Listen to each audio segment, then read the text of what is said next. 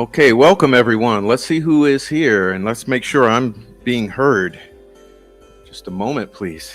Okay, welcome everyone. There we go. All right, looks like it's working. Get this settled. All right, welcome. And let me say hello to everyone before we begin. I'm glad to see all of you. Let's see. All right. Now, I want to say welcome to everyone. Today is October 31st, of course, Thursday, October 31st. It is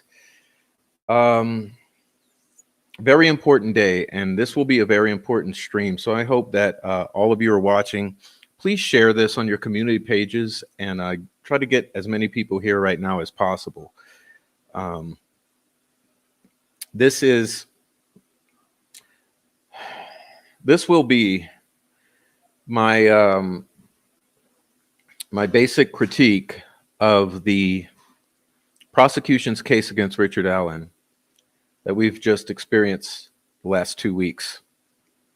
And so I would like you to all be able to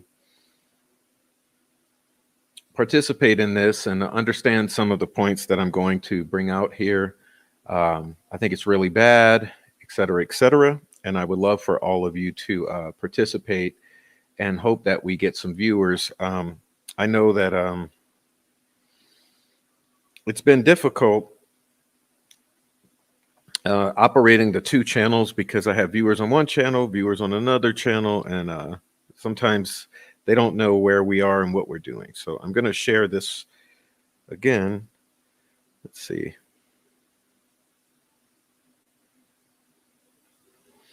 Try to get this done. And hopefully people will come over and join. Let's see. All right, we got that done. That's my goal. And then we're going to get everyone welcomed who are here. So let's welcome those who are here. All right. Now we got Nikki Bobby. Welcome. Icy Cat. Welcome. Adrian. Welcome.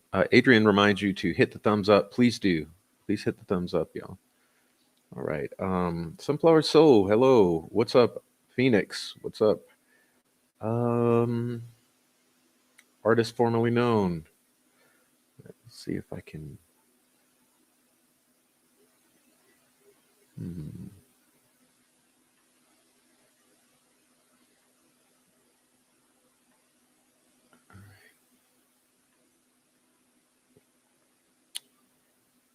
Sunflower Soul, Heather Brown. Hello, Heather. Bobby Smith. What's up, Bobby?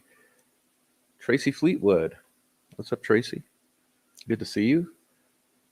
Cromley. What's up, Cromley? What's up, Kelly? And we got Old Mort, New Mort. What's up, Old Mort? Okay. Britt Marie, what's up? Okay, Def Otter, what's up? Four Pits. What's up, Four Pits? All right. Bobby Smith, who else? RC99, Swade Smith, Court of Public Opinion.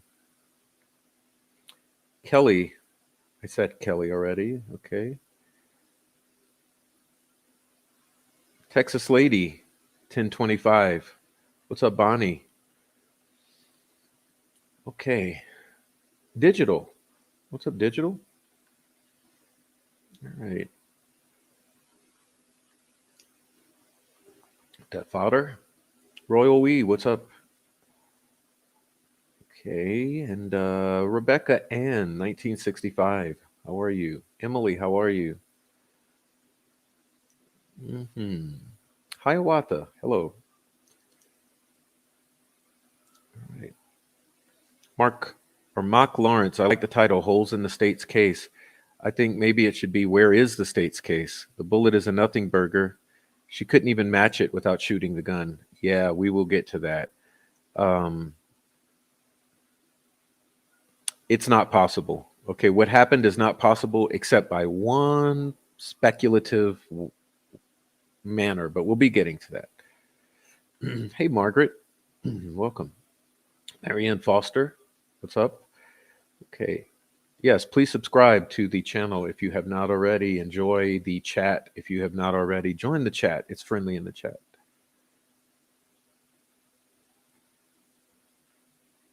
All right. Rick, what's up, Rick? Welcome in. All right.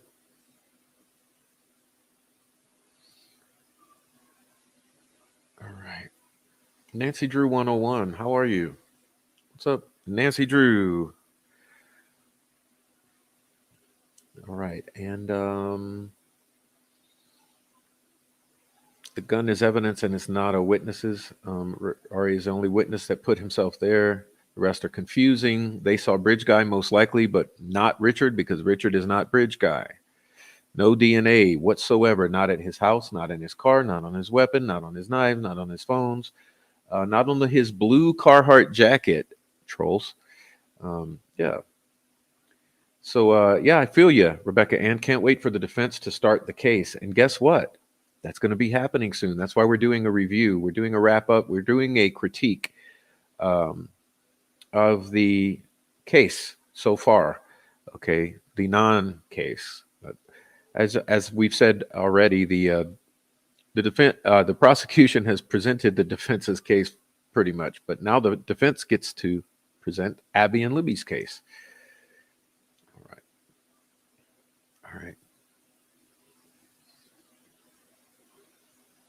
All right. It's most no, we'll be talking about that because you're going to be surprised what I'm going to show you today. You really will. Hey, Delphi will never cease to amaze you, guaranteed. Okay. All right. Yeah, no kidding. What's up, Jennifer? The hair in Abby's hand just continues to baffle you. Well, and it should. It should because it shouldn't be there. Am I right or wrong? And don't buy. You cannot buy the troll farm excuse that it came out of the sweater. Okay, that's called attempting to get ahead of the story, and we've gone over that before. Go back to the live stream from a couple days ago. You'll see it. Thank you, Ashes to Ashes OG. New sub here. Very relieved to hear someone with common sense. Well, because I'm independent. I'm not incentivized by either side to feed you some story or some BS narrative. So welcome. Welcome. All right. What's up, KLL? All right. Jenny 33. How are you? Hey, Amy with the flowers. Amy with the flowers. My main mod. All right. Smells like Kelsi was there. Sure does. Did you move the bodies? I just want to know. All right.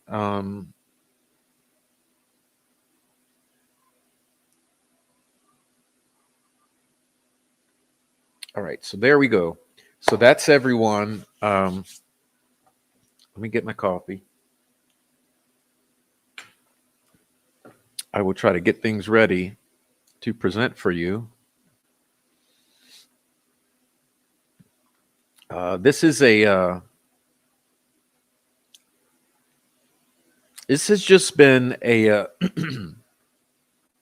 an upsetting endeavor. I mean, the fact that you would have witnesses whose stories are inconsistent with what they've said for 7.5 years, hundreds of times, and B, who conflict with each other. They've made it clear that law enforcement on this case has operated in a way that does not encourage trust in their endeavors, right? So why would law enforcement try to stack the deck, and railroad a suspect? Because the fact is, you either do have the evidence or you don't. You either have a strong case or you don't have a case. You don't act first and then think about those things later, because you're in a position of authority. You have a responsibility with integrity and honesty to serve the public's interest. And it looks like that has not been done by these people. And it looks like what Jerry Holman did was decide who was guilty and who he was going to make guilty, and then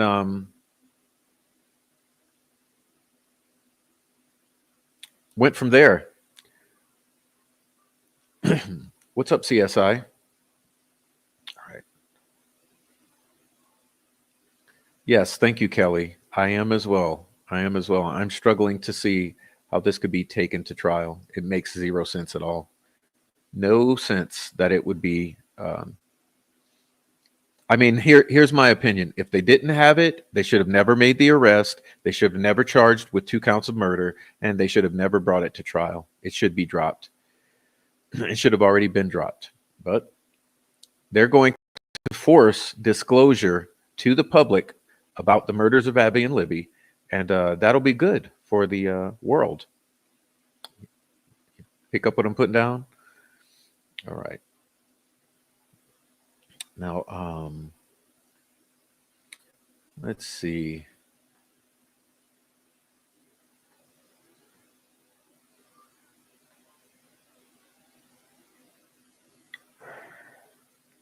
What's up, Chevy Killer? What's up, Carla Ann? Welcome to you. Welcome to you, Carla Ann. All right.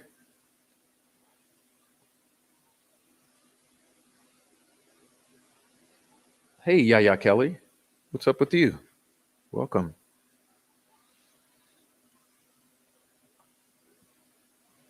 All right.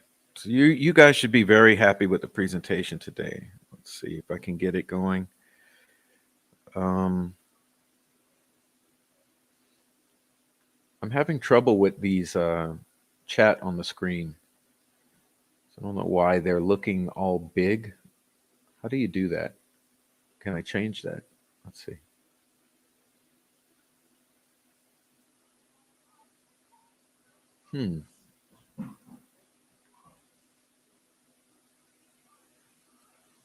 I don't know how to change those settings. All right. Did you have what's up, Keith? Okay, sorry, we're having a little trouble getting started here. All right.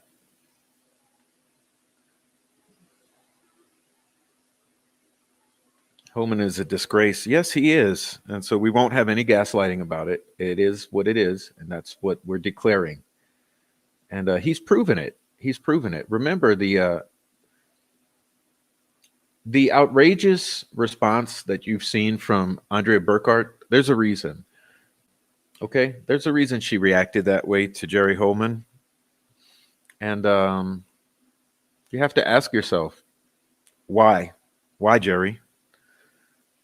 Why would Jerry Holman do what he do? I don't know. I can't tell you.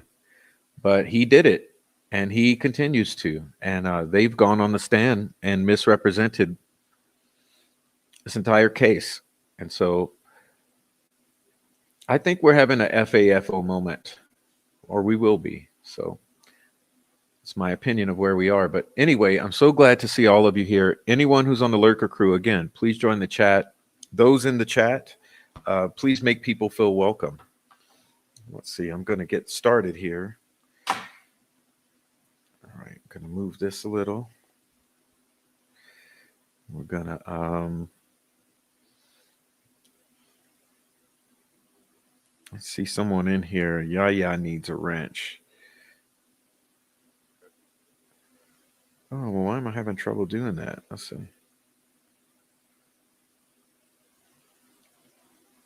I see.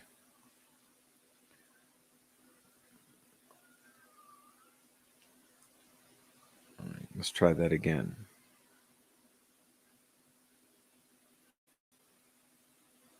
There you go. Perfect. Okay. Let's see what else we got here. Even the coffin dabbler said Holman got everything wrong. Yeah, well, what it was is they propped Jerry up before this trial intentionally, just like they did to Judge Gull. Do you see? It's what they do. It's a Masonic strategy that's very well known among the general public. Is what they do is they prop people up in positions of power at certain moments when it's necessary to give them more credibility, believability, and authority. And that's what you've seen with Holman. KLL says the jury is good with their questions. Yes, so it indicates something to you, doesn't it? It indicates that it's a good, intelligent, curious, thoughtful jury. And if that's the case, this case will not stand, because anyone who puts any criticism into this case is immediately going to walk away with doubt, because this case is nothing but doubt. It's a railroading. What do you expect? Okay. Despite the lack of transparency from the court and from Judge Gull, it's very clear to any unbiased observer what has been happening here. Okay, so Amy says, hit the like, please. Okay, yeah, please hit the like, and let's listen. Please join the chat if you have not already. It really is a great honor to have so many people who are wonderful in the chat. Here, Prof, checked in at 2. Sorry about the delay. I had a hell of a time getting my slideshow together, but thank you for being here. Okay, welcome Denise. All right, welcome Gaslight You. Please don't gaslight me. All right.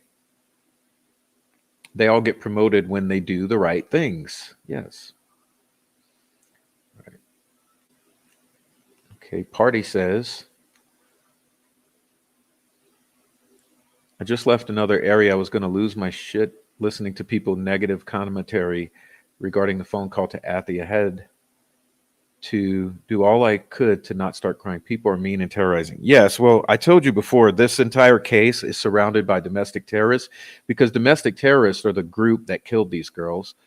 They were all domestic terrorists, and they still operate online, and they have a lot of their friends and family and minions operating on the internet. And that's what I said. This case is it's a case of domestic terrorism. When the truth is revealed, it will be very clear to the people that This crime was committed by domestic terrorists and has been prolonged by domestic terrorists and is being covered up by domestic terrorists. And all the trolling that goes on around it on the internet are the actions and the result of domestic terrorism. This is a case. It's a social media case perpetrated by domestic terrorists in Indiana. And that will be proven. It will be proven. All right. Take that to the bank. All right. So Yaya Kelly says, support the Prof on Cash App. Please do. Please do it. And AKR 3121 says, hey, Prof and everyone. All right. Donnie, what's up, Donnie? I subbed yesterday to this channel and came in here today and wasn't a subscriber. No, because we have two channels, okay? You must have subbed to the backup channel, which is the Prof True Crime. And then today you came into the Prof, which is the main channel. So thank you very much for subbing to both channels.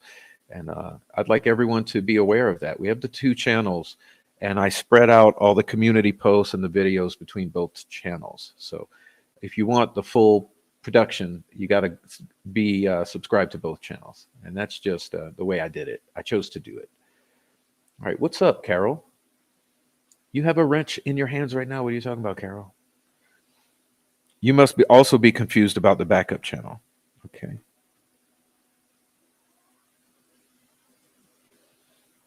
You see the wrench?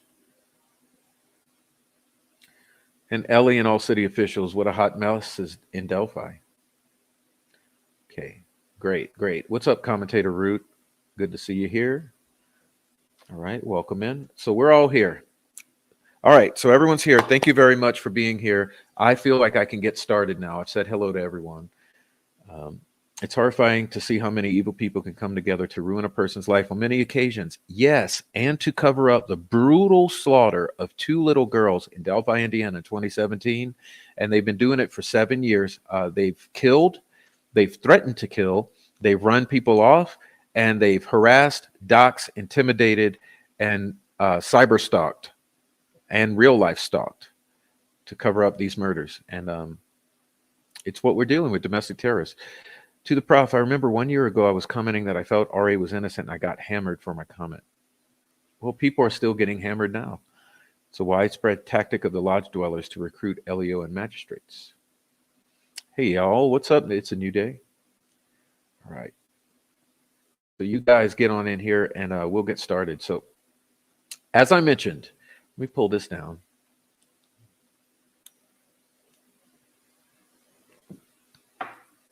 Okay, coffee's done. Now, as I've mentioned, the purpose of today's show is to go back through the entire case of the prosecution that's been presented since the first day of trial and to show to you where I found holes or contradictions, etc. To show you that there's something not right here, okay? Because it's clear that there's something not right for most people.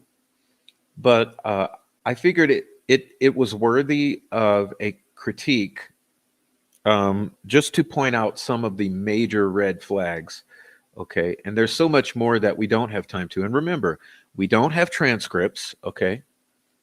We don't have footage or video of the trial. We don't have audio. We have all we have to base our criticism on is the testimony and the notes of people coming out, okay, of the courtroom who have gone through the hardships of placing themselves in the courtroom. And there's a reason for that. Okay, this judge wanted to hide the absolute catastrophe and embarrassment and criminal undertaking that this case is. And so she did so. And she's made it extremely difficult for people to gain an understanding of what's transpired in the courtroom with an unbiased take, because instead of documentation, instead of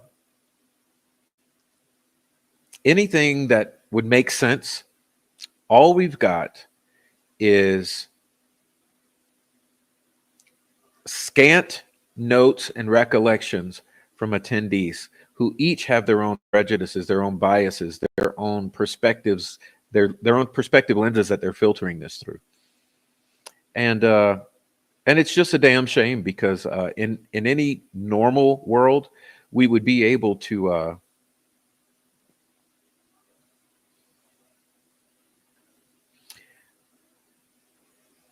I guess gain an unbiased accounting, whether it be video, audio recordings, or in-depth, detailed transcripts on a timely basis. But of course, we're not getting any of that. So that's what it is, okay? What's up, Hello Kitty? I'm trying to put you up on the screen here. All right, no cameras for a reason. All right. What's the short version of the motive for the crime? Where you're assuming there has to be a motive.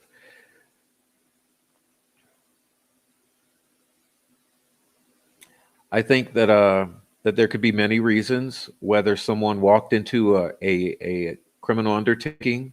If these girls, like Carrie Timmons initially said, she thought they could have walked into some guys cooking meth in the woods that day and seen something they shouldn't have, and someone took it upon themselves to deal with it by killing them. That could be a motive. It could be a targeted crime where the motive is to silence the daughter of a federal snitch, okay, a CI. It could be that a CI killed another CI's child. It's very difficult to know without having a very good understanding of exactly what transpired. But here's what we do know. It's criminal underworld undertaking. What does that mean?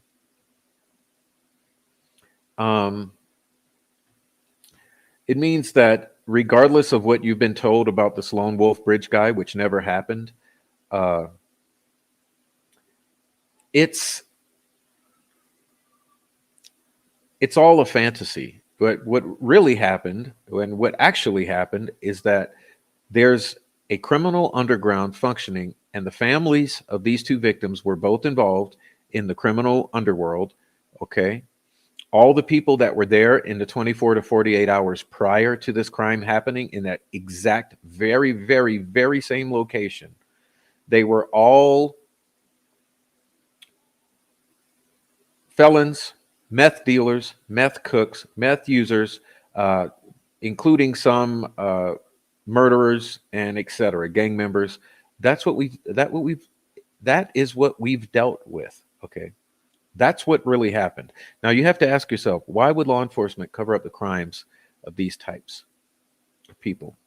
Why would law enforcement endeavor to cover up a double murder of two little girls that was committed by a bunch of meth heads, meth dealers, felons, CIs? Why?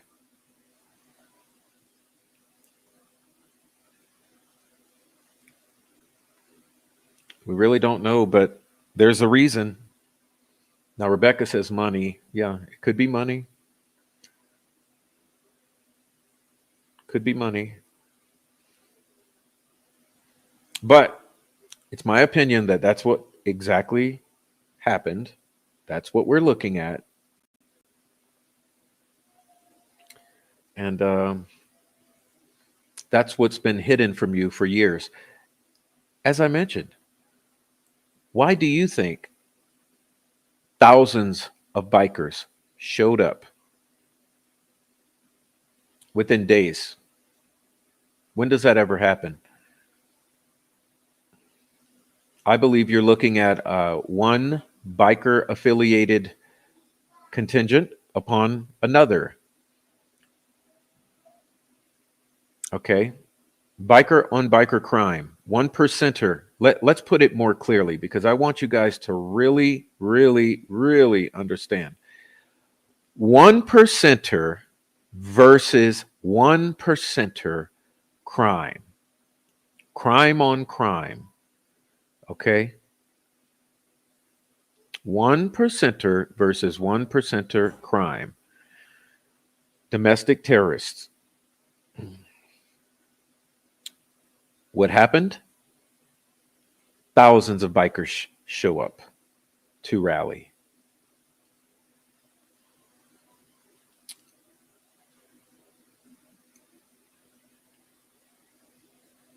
And this group endeavored to keep this crime hidden for 7.5 years using the internet. Why? Because that's what they're good at. That's what they're good at.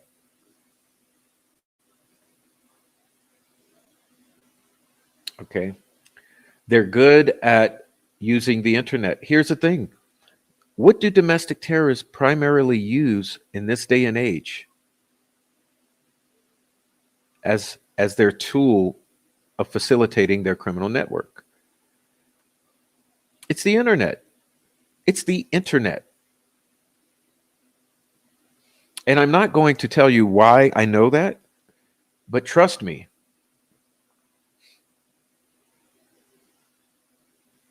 Trust me, the source, if I told you the source for that particular statement, all of your jaws would hit the floor. All of your jaws would hit the floor.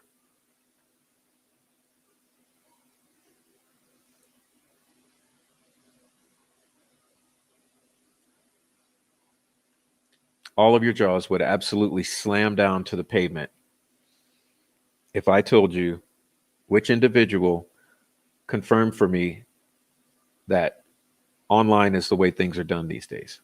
So I'll tell a couple in private, and I'll leave it at that. All right.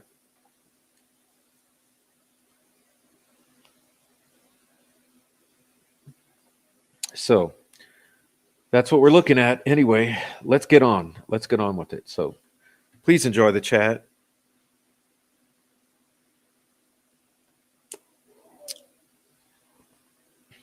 All right. Let's get into the presentation. This will be interesting. See if I can manage to read along so I don't get too lost.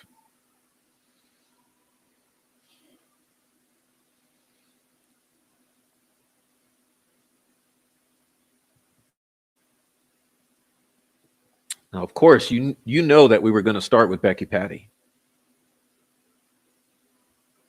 Of course we will. Now, what you'll notice as we go through all of this, I am not going through every moment play by play by play by play. Okay, if that's what you need, if that's what you'd like, I would recommend some of the attorneys on the case. Basically, your attorneys on the case, they're coming out of court every day and giving you the play by play by play by play. Okay, so if you need that, go get that elsewhere.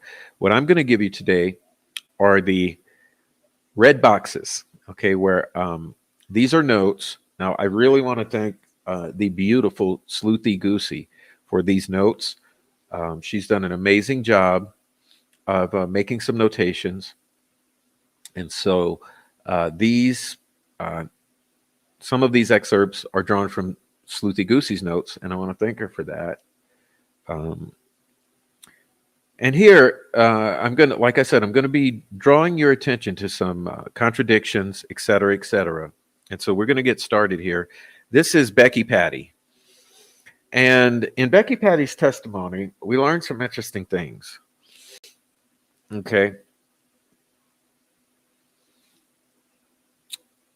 Libby was wearing a tie-dyed shirt and gray sweatpants.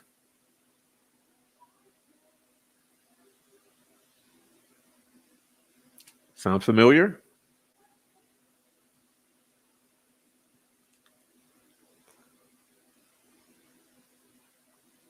Gray sweatpants.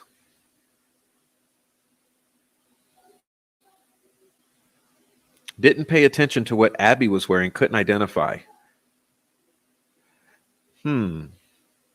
Because we start off with an intense problem here. Okay, a very, very serious problem.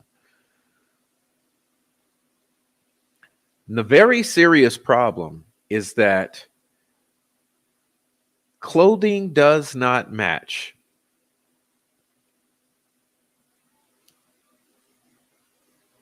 Okay, clothing does not match. This is a serious problem for a murder victim.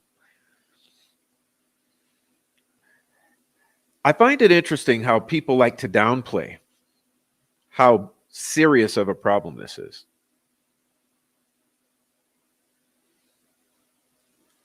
Serious.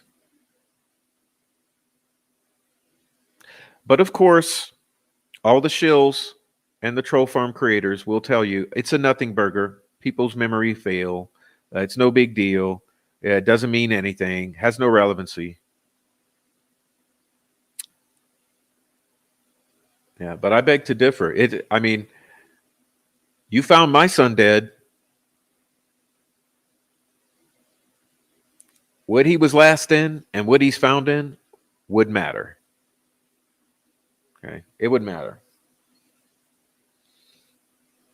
So, first anomaly here. What were those girls wearing? What on earth were they wearing?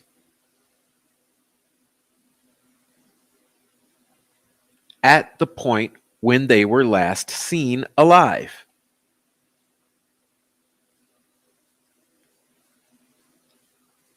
Which brings up another question.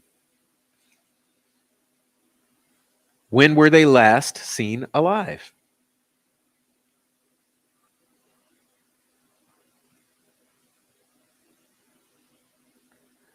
What were they wearing when they were last seen alive? And when were they last seen alive? Huge question.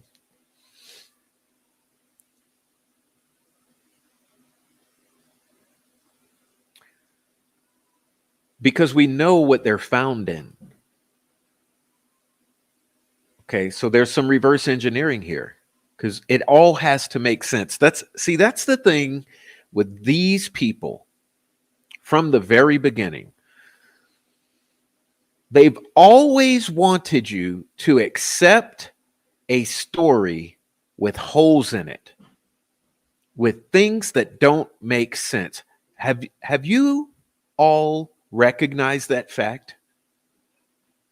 That you've been asked for 7.5 years to listen to and believe stories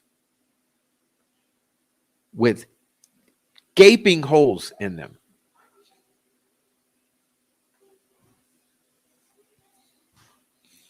Stories that don't make sense.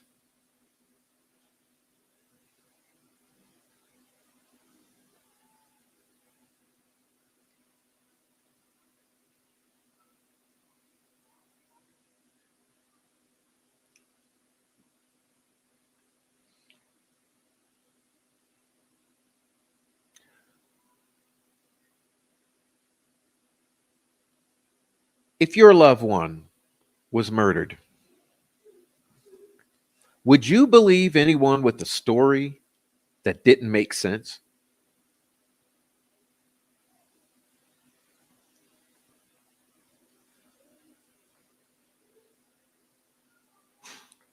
Would you accept a narrative with holes in it? Things that don't connect? Where the logic does not lock up? I mean, we are talking about two little girls here. Don't get it twisted. No matter how old they were or mature for their age or whatever they were involved in, these are two little girls. Little girls. If you don't believe it, go look at videos of them. Two little girls.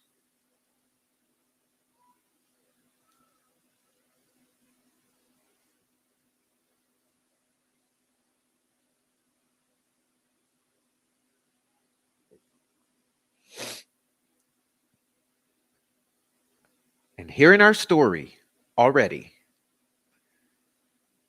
clothing.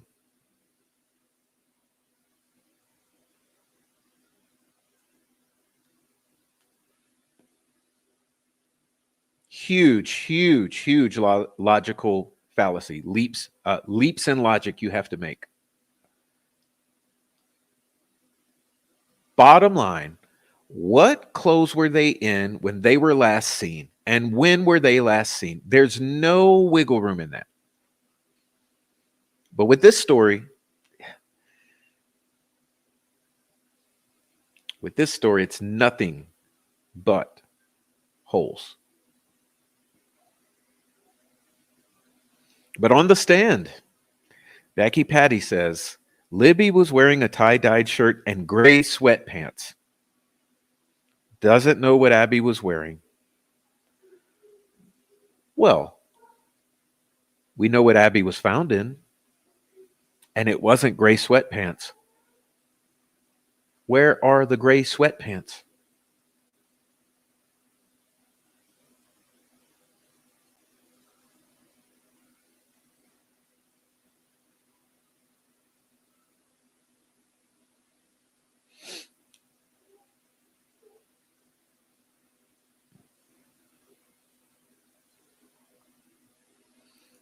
Anyway,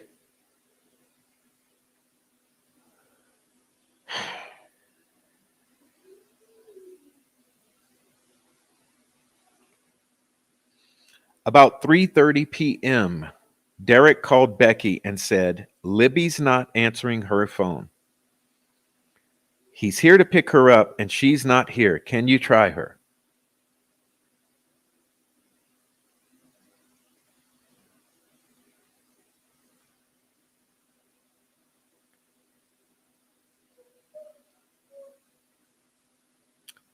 Becky tried to call, tried to text. Nobody was getting an answer. This had never happened before.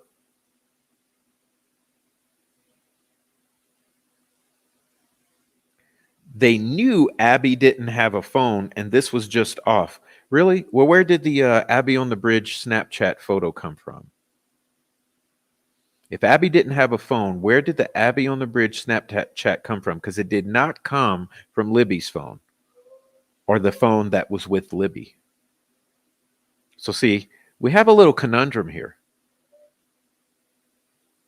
We have an Abby on the bridge Snapchat that comes from somewhere, but it's not from the phone that was with Libby.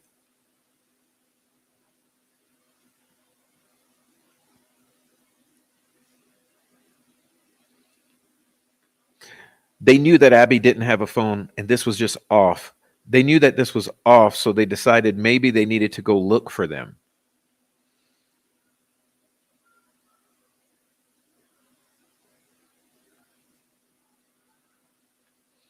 Becky called Mike, told him they were going to the trails to look.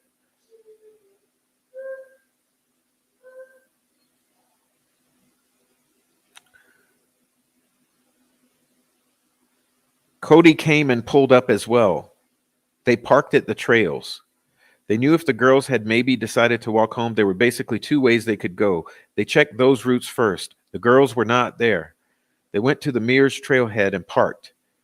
When they got there, Becky called AT&T and was on the phone with them a while to see if they would ping the phone. She said they would not do it.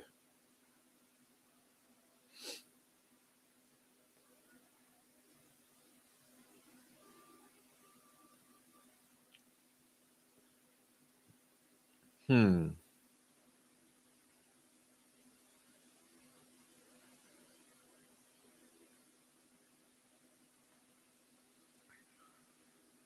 Hmm.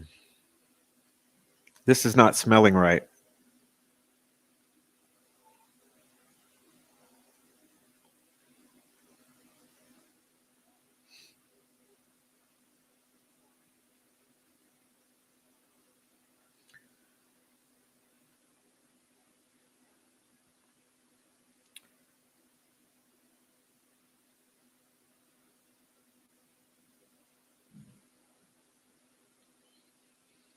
When she got there, the grandfather who was there said that Anna was at work.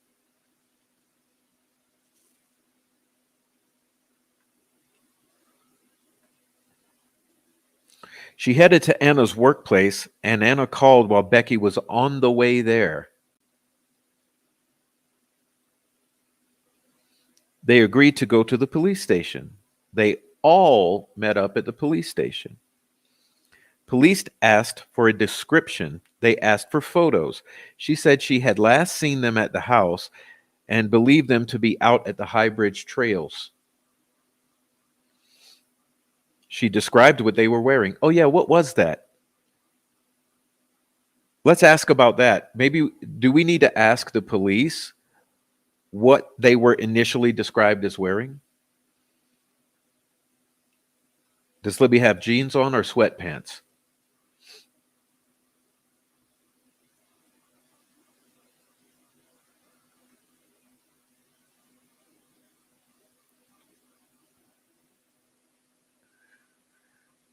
She was very specific about black Nikes, that Libby was wearing black Nikes.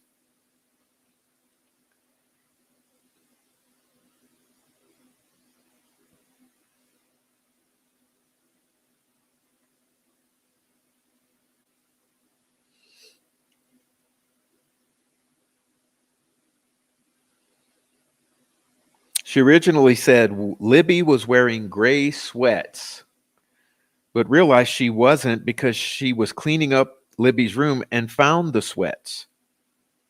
Where are they now? She realized that she had changed at some point in time and didn't know, but her black Nikes she wore all the time.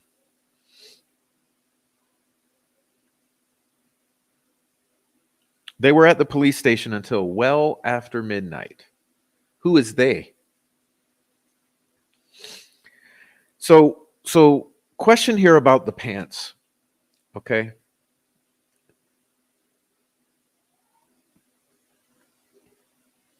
And of course, the troll farm will say, it doesn't matter, she misremembered, maybe she changed without her knowing. Okay, that's been the gaslight. Okay, so the gaslight is maybe Libby had on the gray sweatpants, but in between the time she last saw Libby and the time Libby gets out of the house to go away, Libby takes off the gray sweatpants, puts on jeans.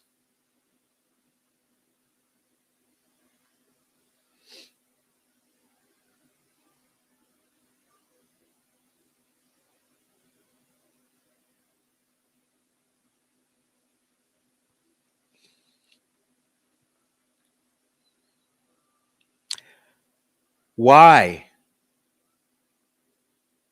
For 6 years, do you tell the entire world repeatedly gray sweatpants? It was never anything other than gray sweatpants. Well, when did you find the damn gray sweatpants? Okay, because the excuse is that, let's read it again. She originally said, second to last sentence in the red box. She originally said Libby was wearing gray sweats, but realized she wasn't because she was cleaning up Libby's room and she found the sweats. She realized she changed at some point in time and didn't know. Well, hold on. When were you cleaning the room and found the gray sweats? Was it just after the crime scene photos were leaked?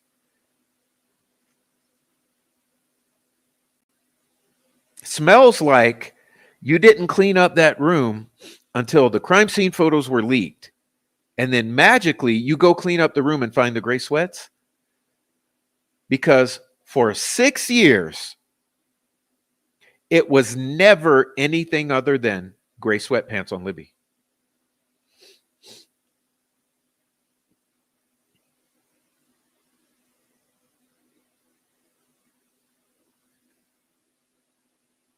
Exactly. Another good point. But Kelsi was 100% sure she knew what Libby was wearing?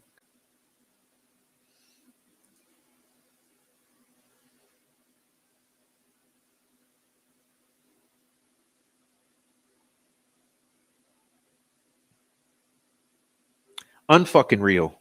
I'm sorry. Sorry for the language. Sorry for the language. It's unreal. Absolutely unreal. Which brings us back around to the question. When were those girls last seen?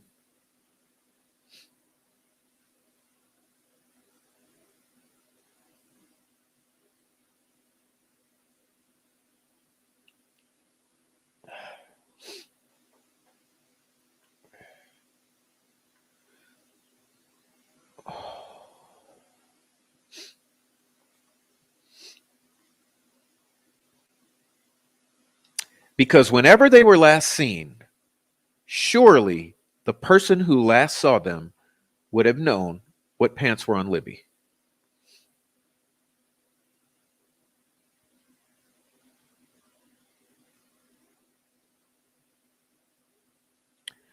For 6 years, you told the world, all of you, Libby had on gray sweatpants.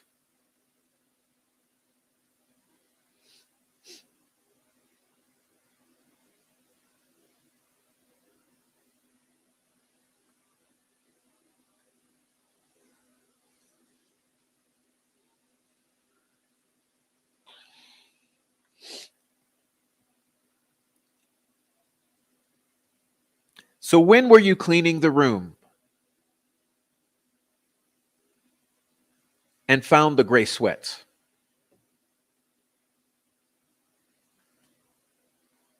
And why didn't you immediately rectify that with the public and law enforcement?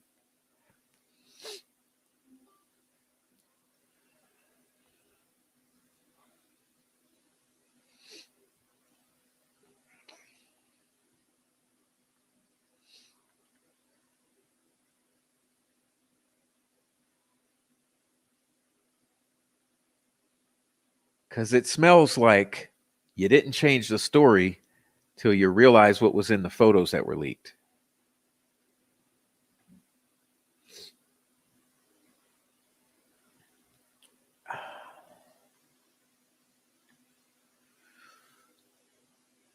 Sorry, I don't mean to belabor the point. Let's continue. By the way, I want to say, I meant to say this at the beginning, and I apologize for forgetting.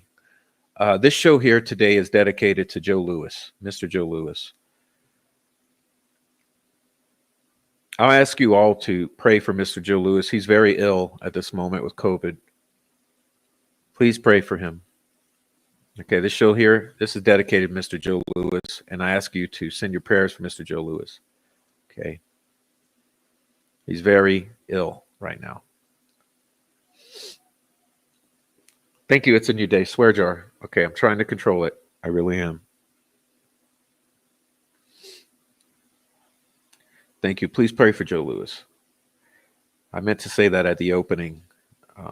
Feel like I messed it up, but I still mean it. All right. All right. So, God bless Joe. All right. All right. Thank you, guys. If the girls had tried to get home, says Becky Patty, they were searching in the fields out in the area just in case something happened or they had gotten overlooked. They were away from the trails. So she was walking back to her car after they had searched that area when a friend came up and said they found them.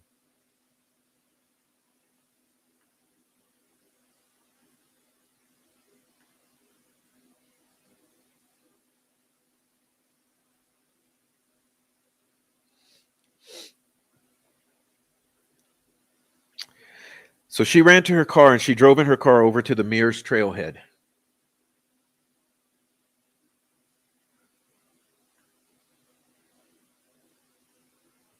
She ran up to a fireman and said, "Take me to Libby." And he said no. So she turned around and saw her sister Melissa was crying, and she ran up to Melissa and said, "See, this whole narrative right here, I give zero shits about this whole narrative. This sounds like a violin, a sad violin playing. a drama. It almost sounds like a script. Don't care about it. I'm sorry. And wouldn't tell her anything. Mike came out and they went back to the truck. He sat her down in the truck while he went to talk to somebody. Becky at this point is confused. She still doesn't understand why nobody's talking to her. Why wouldn't they take her to her? She saw the coroner's van go by, and that's how she knew. That's when she realized. They called the family up to the firehouse and formally announced Libby had passed. It hadn't even crossed her mind when they... Hold on. Is that all a lie? Is this just to try to create some story about how you found out she was dead? Didn't you find out another way earlier? I mean, when she first got killed, didn't you just know then?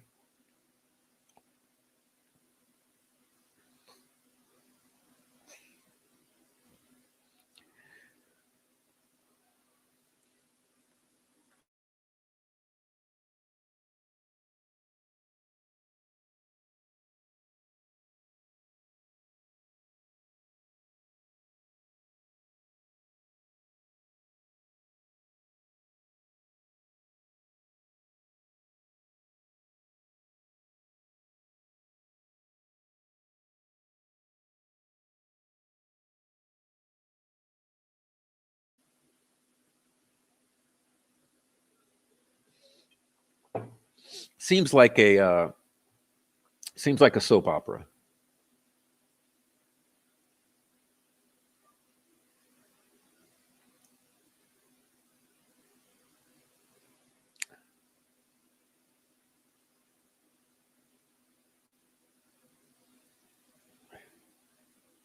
Oh, right. Good one. Yeah. Kelsi had said there was a Snapchat of Libby as well. Remember that one?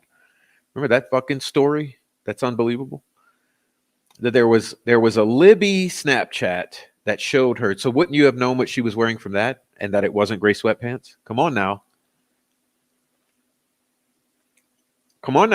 Because these stories, like I said, the holes in these stories don't make sense. You're asked to look over all of these holes in these stories.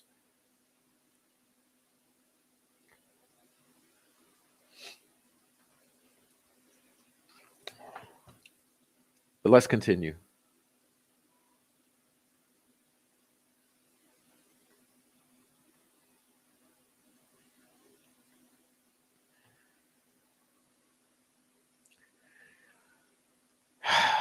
Derek German. Now remember, these people are on the witness stand making these statements.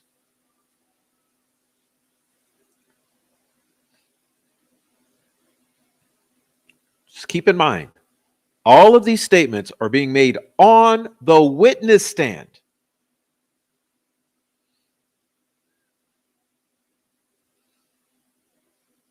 Under oath.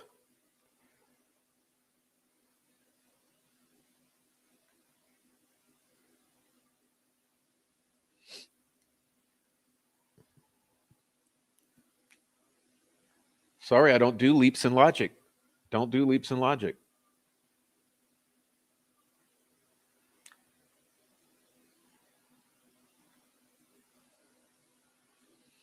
Just don't do it. Not in the double homicide of two little girls. Not going to happen.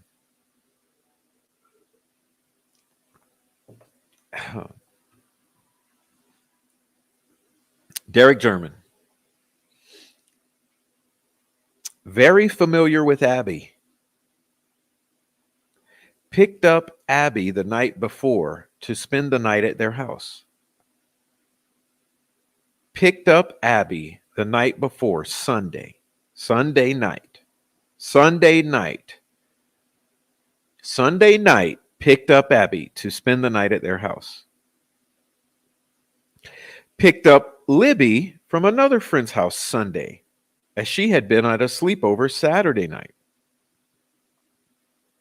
Okay, so are we getting this story now? Okay, are we getting what's told on the stand? Okay, now what's being told. Sunday night, Derek German picks up Abby, picks up Libby from a friend's house.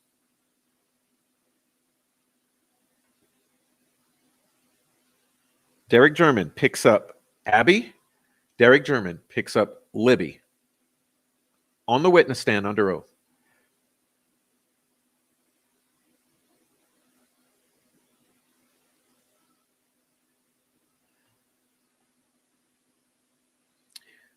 The next morning, he made banana pancakes under oath on the witness stand.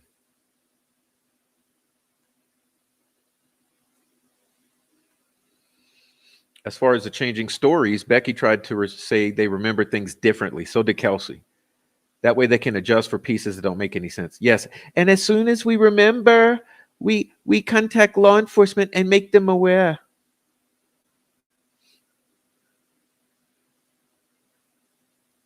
Okay.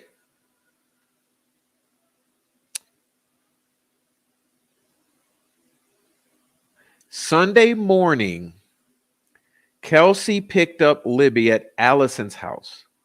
Now the fairy tale continues with Anna, Cliff, and Abby driving to pick up Libby at the Patties to play ball at 1:30. Mike Patty said when he first made his public appearance that the girls played ball in his front yard before Anna took them to the park. Then the story changes again. Anna took the girls back to her house to pick up, what was it, paints and clothes with Abby because Abby wanted to stay the night at the Patties. And she went home to get Abby's belongings and a paint set. Well, hold on. Hold on here. If Anna dropped off both girls at the house, how in the hell does Derek go pick up both girls?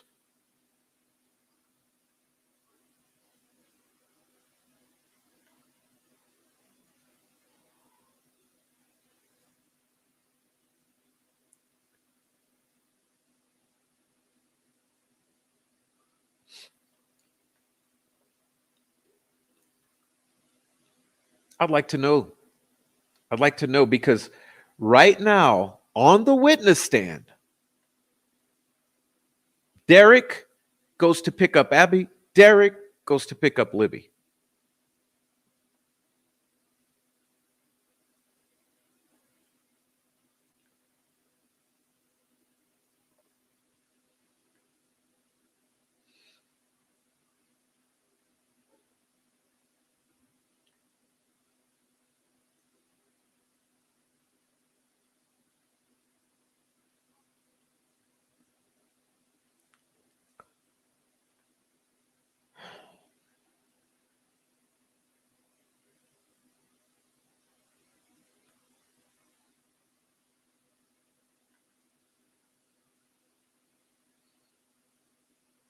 There's more.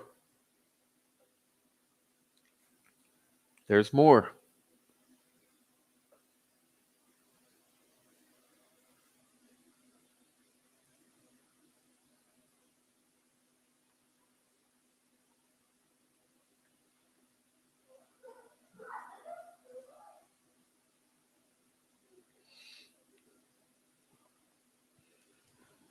On the way to the trails, he did not pass the camera at the Harvestore. He came the opposite way, placing himself at Wilson Bridge at 311.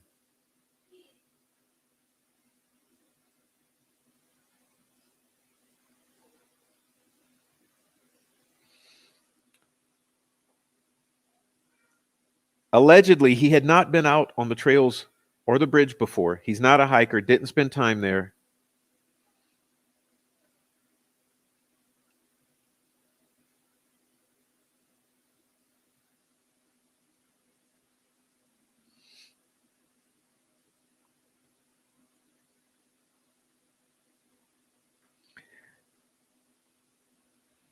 He tried calling first from Wilson Bridge,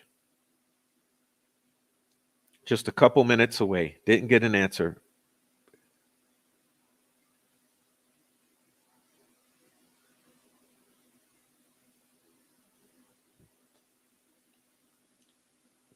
I've mentioned all over the place for a long time now.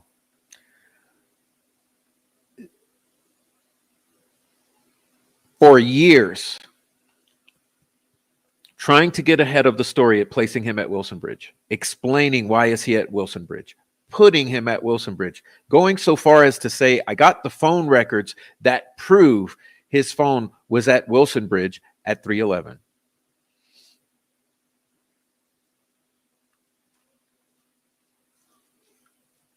Why does he not pass the camera?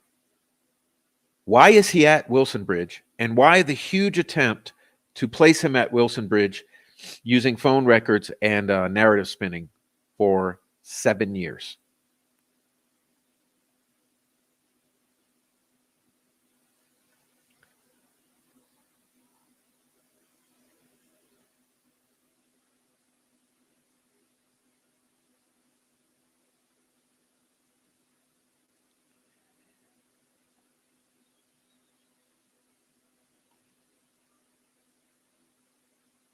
And remember, part of the story was this too. He gets there, he calls again. So now we're making another excuse for another call when you arrive.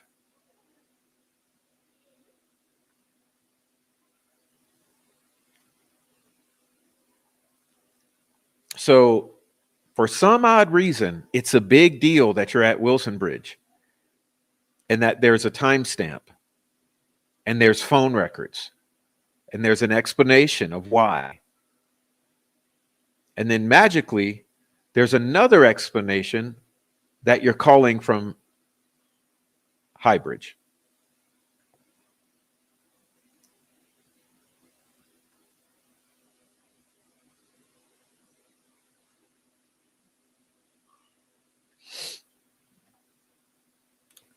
Saw that there were other cars parked there.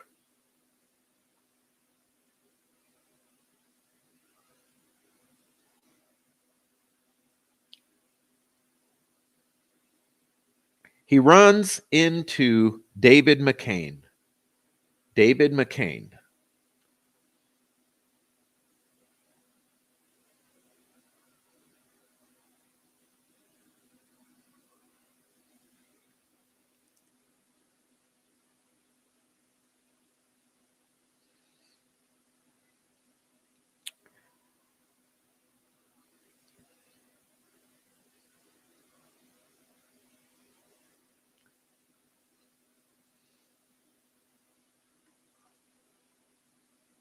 All right.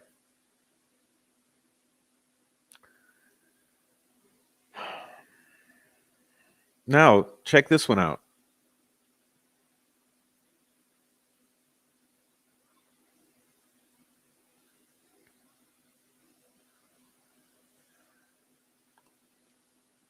Derek and Tara are sitting in the car, looking like they're doing a drug deal. Shady AF. Cheyenne passes. They don't even stop her to say, did you see our daughters? Did you see 2 little girls?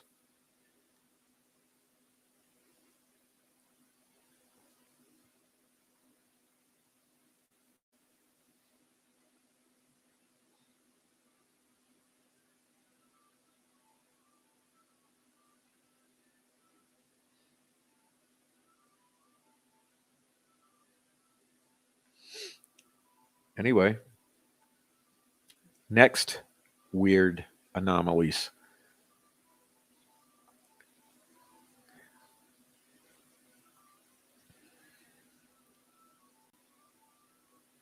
Kelsi and Cody arrived. Kelsi and Cody arrived. They said they were going across the bridge, so he went back to the car. Kelsi had parked there, so he got in her car and was trying to figure out what to do next.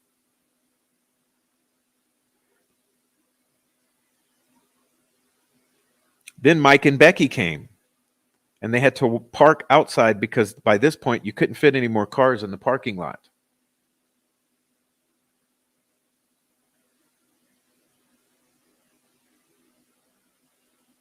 So they parked across the street at Mears. Becky is making calls to AT&T. Derek goes back on the trail. Cops and people are starting to show up and make things to the bridge. All hell is breaking loose. Remember when we went through our timeline video, timelines part 1, pantomime.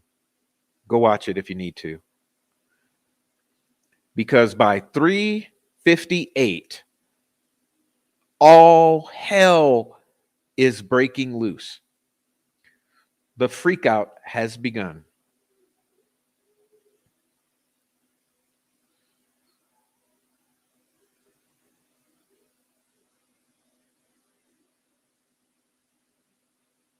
It's still light out, and they go to the police station.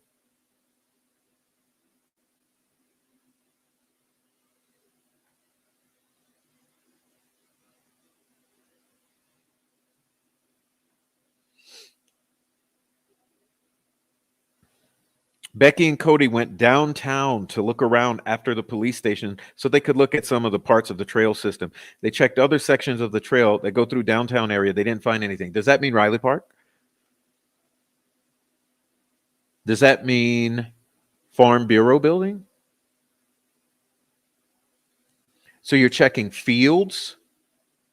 You're checking routes to the Patty household. Why don't you go and knock on Anna's door? Okay, Anna's. Now you're downtown. Maybe Riley Park. Maybe looking all around. An entire freak out. The entire family there. You're bringing in all kind of outsiders. Full on frenzied freak out. 3:58.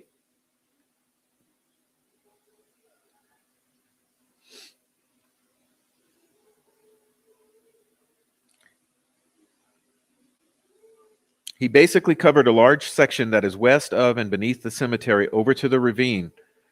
Hold on. Hold on. Hold on, y'all.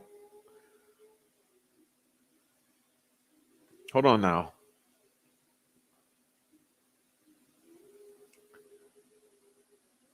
Hold on here. It's getting wacky. It's getting wacky. Where are those girls found the next morning? Where are the girls found?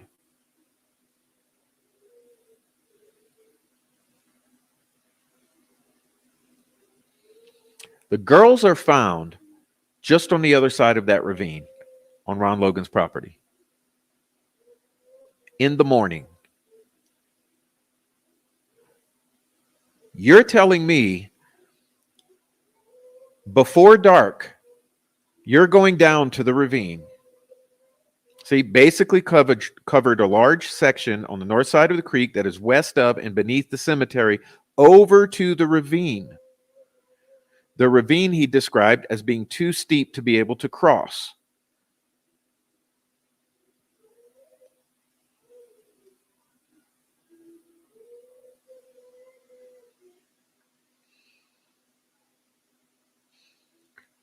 But you could see way onto the other side. They continued the search until 12 a.m. He could see flashlights on the other side of the water under the high bridge. He saw no flashlights on the far side of the ravine.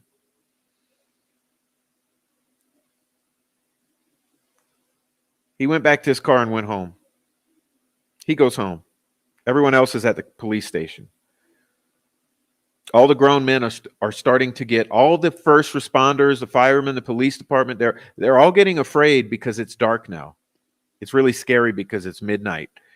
So it's time for everyone to go home.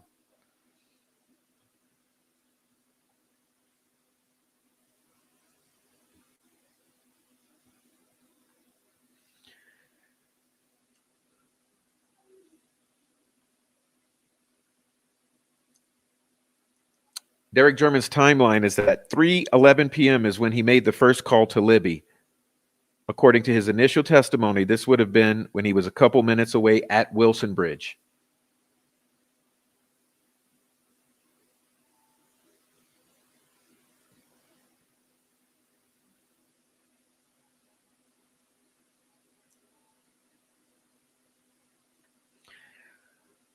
He estimated it was 3:25 when he was coming from High Bridge and he saw the couple down there taking pictures.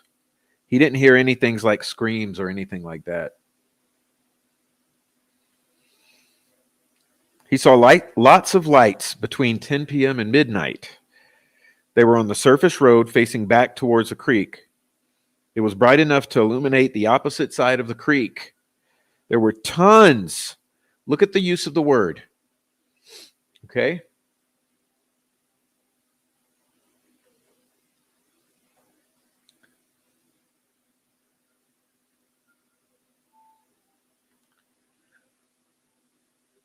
You see? I mean, just notice what we're looking at here. Please, please notice it. I know I'm begging. I know I sound desperate, but I just want you to notice the red box and what the anomalies are.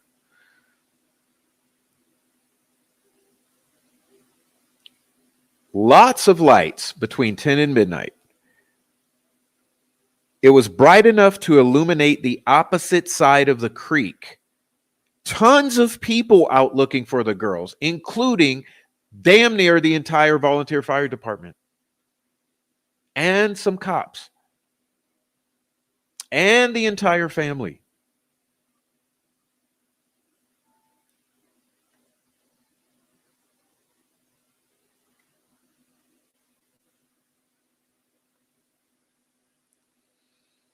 And there's tons of people looking for the girls.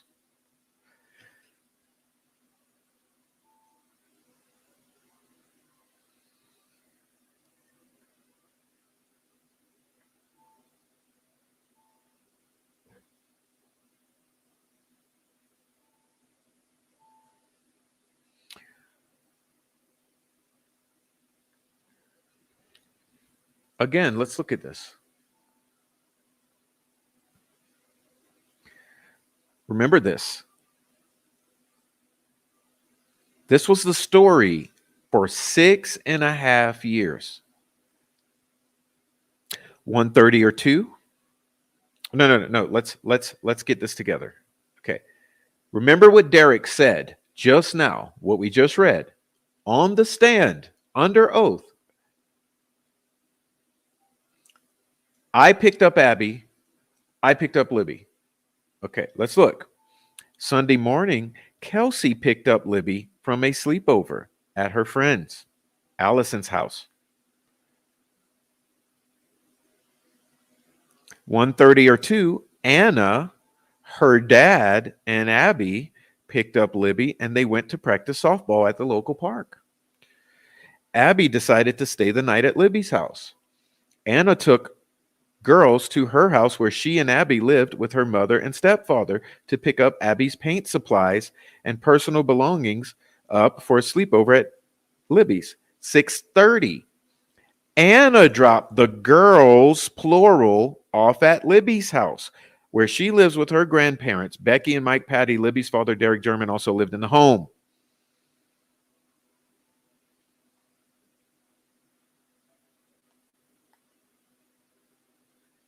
How does this work? Someone explain to me, because I'm not very smart.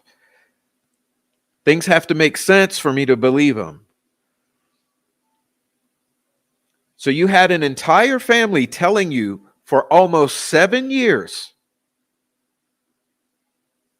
nearly 7 years, that Anna dropped both girls off at Libby's house at 6:30 p.m.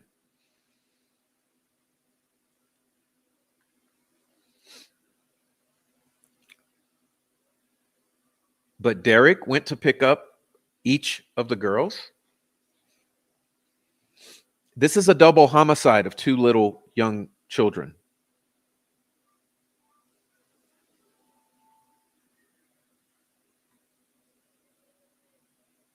Double homicide.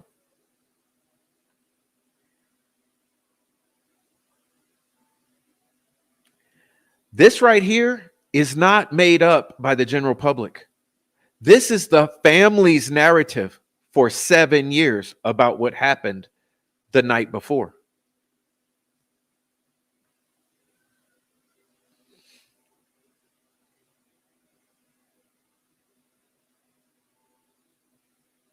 Anna dropped the girls off at Libby's house. Both girls. After going get the art supplies and clothes.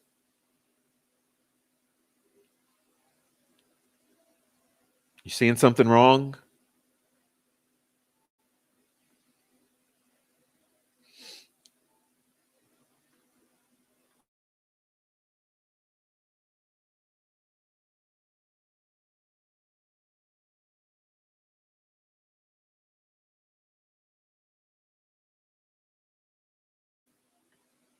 Okay, so now we're moving on to Kelsi.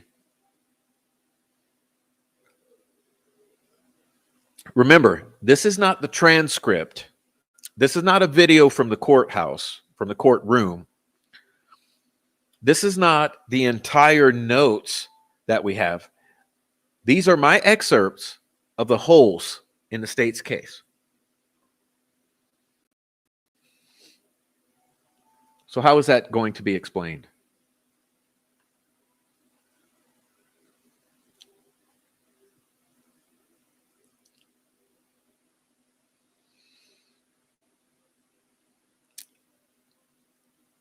All right.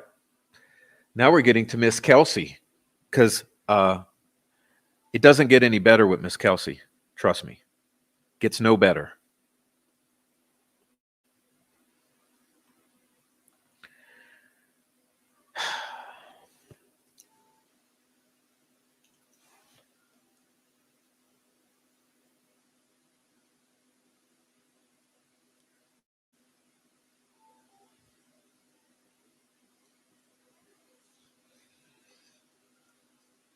She had given Abby one of her sweatshirts that were in the back of the car. Well, yeah, we heard that one for 7 years.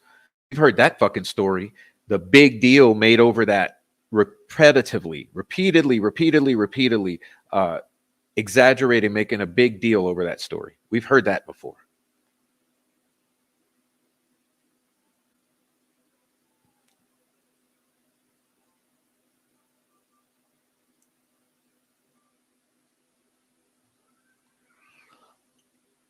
She described it as a slim sweatshirt. It was brand new, hadn't been worn. Abby's wearing a gray zip-up jacket. She also remembered Libby grabbing something out of her car. She described that she would keep changes of clothes and stuff in her car pretty regularly.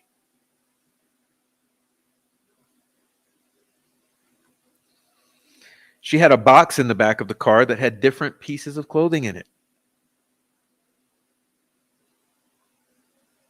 On the way there, they were playing music, laughing. They were taking selfies. Yes, we've heard ad nauseum that they were listening to the heathens, right? Heathens.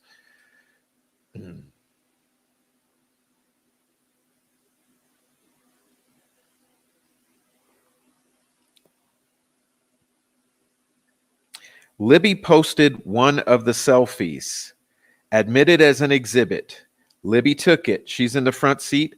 It's very close to her face, like part of her face. You can see the back seat behind her and Abby sitting in the back. Yeah, but guess what?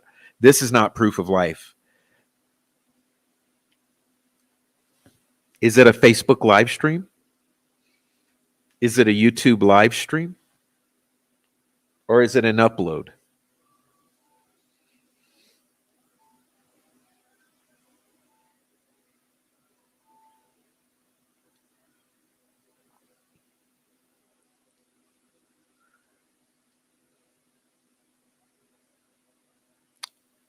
Let's go back, because I have to rub this in. I've said it before, but for those of you who are new, you know what else is not proof of life? Look right here. Musical.ly video posted around 3 a.m. Okay.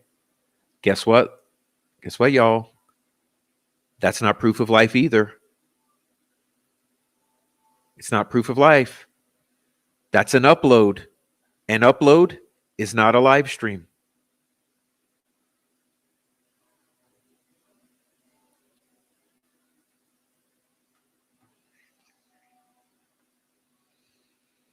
Okay. The Musicali video right here, posted around 3 a.m. That's not proof of life. What else ain't proof of life? Snapchat selfie on the way to the trails. That ain't proof of life.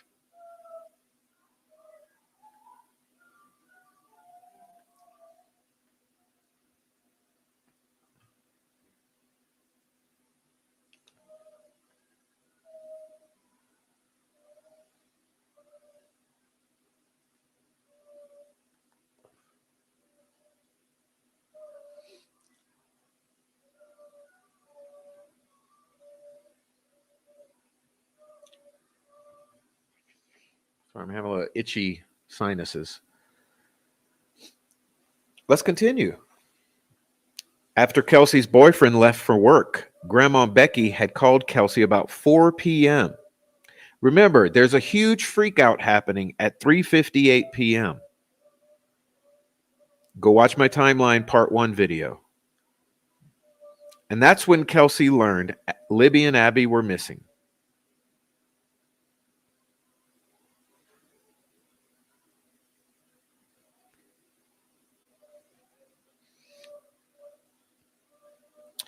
She goes out to the bridge. She and Cody walked out to the high bridge and went across. Nobody else in the family went across the bridge.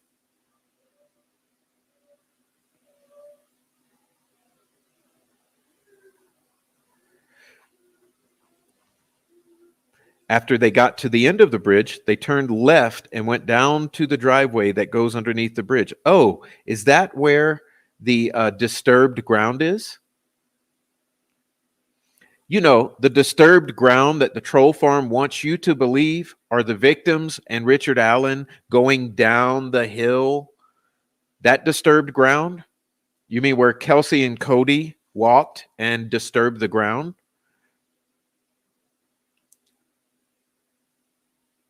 Is it adding up?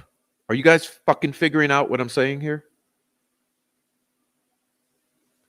They turned left, went down to the driveway that goes underneath the bridge, meaning they went down the hill like they want you to believe Abby and Libby did, and Richard Allen.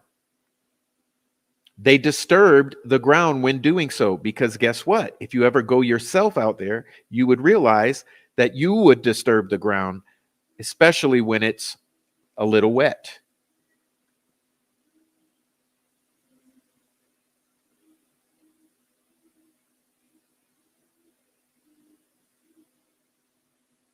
Francis, I'm going to delete you. Okay? Stop the gaslight.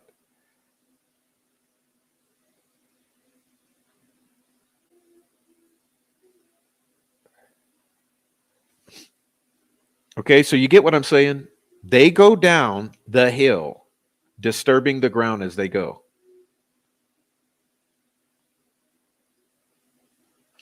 They took the driveway in the opposite direction of Brad Weber's. The reason they went this way is because they thought Abby's house was kind of down in that direction. No, they fucking knew. You're telling me they don't know where Abby lives? Are you trying to convince me that they don't know where Abby lived? Come on.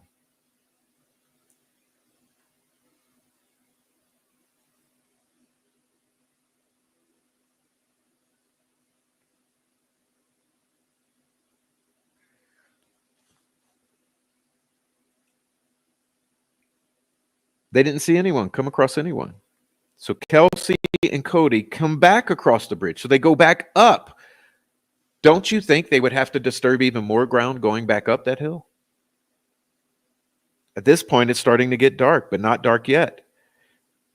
At this point, they think maybe the girls were out in the woods. Let me remove Adrian. You can see that. You see the last sentence in the box?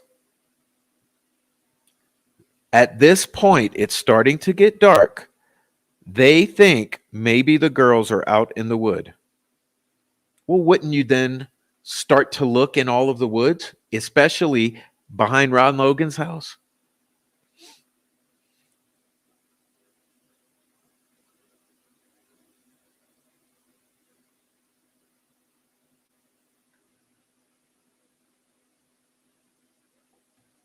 All right, let's continue. She saw that Libby had posted some Snapchat images. The first was a picture of just the bridge. You mean the one Cheyenne took? The second was a picture of Abby on the bridge. You mean the one that didn't come from Libby's phone? It looks like the same day, according to her, because it had timestamps on it. Oh, you guys just wait. You guys put that in the back of your head. Timestamps. Moving on. She recognized the clothing that Abby was wearing.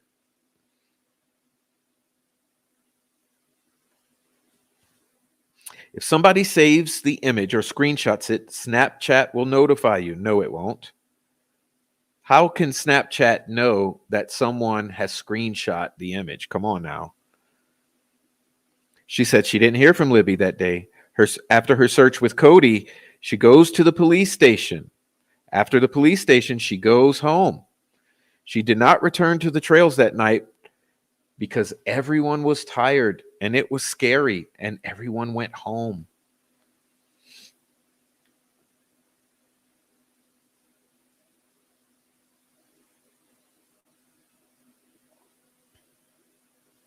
The next day, she helped with the search. The search. Now, when you move the bodies,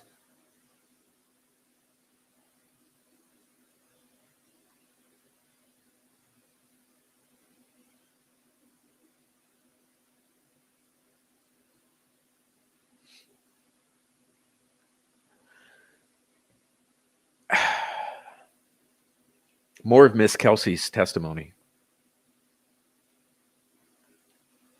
Thank you, Kathy, for becoming a member. And thank you, everyone, for hitting like, leaving a super chat, becoming a member, joining the comment section if you're on the replay, and also for most of all, for joining the chat, the live chat. Thank you for being in the chat. If you're just lurking, please join the chat. Everyone's nice here for the most part. No one's going to beat you up because our mods won't allow that. We're not having it.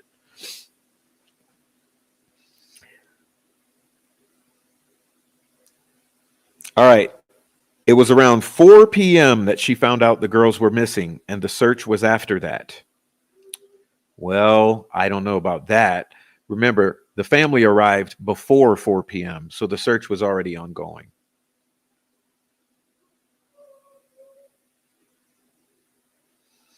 She connected with her uncle Cody, and the reason they went directly to the bridge was because of the Snapchat photo. So they knew the girls had been there, and that was the last information about their location. She described the bridge as having big gaps. Well, hold on. I thought that someone else. Wait, how did Cody get to those trails?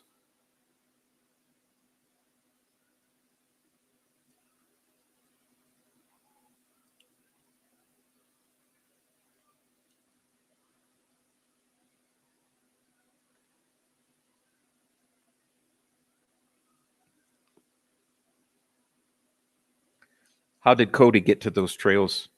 Because the stories don't add up.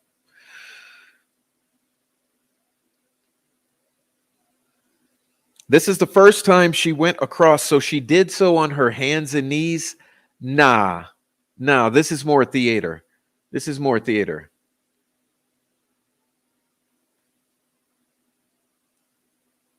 No, this is more theater. Come on now.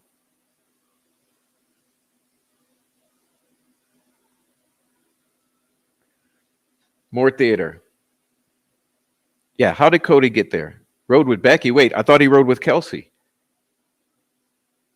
Or did he ride a motorcycle?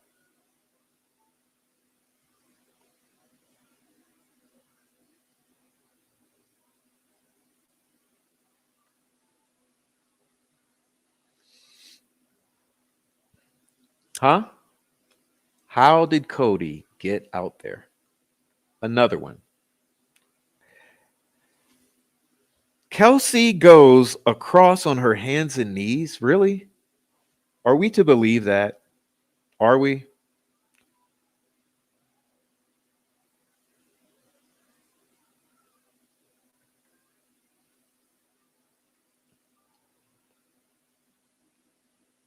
She said, no way you would not run across the bridge. It would be dangerous. Now, here's where it gets interesting.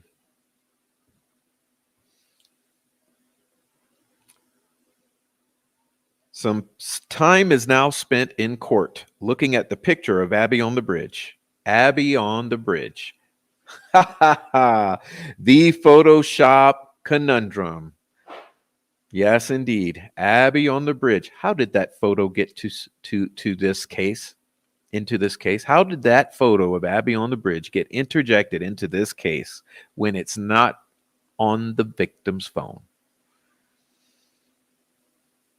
Kelsi had seen this photo many times. I bet she had.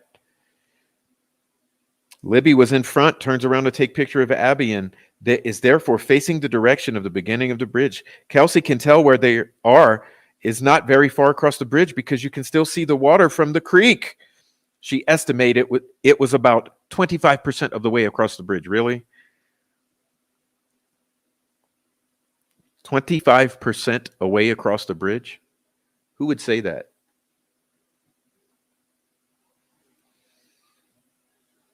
The defense introduced the photo of Abby on the bridge as an exhibit. Oh, baby.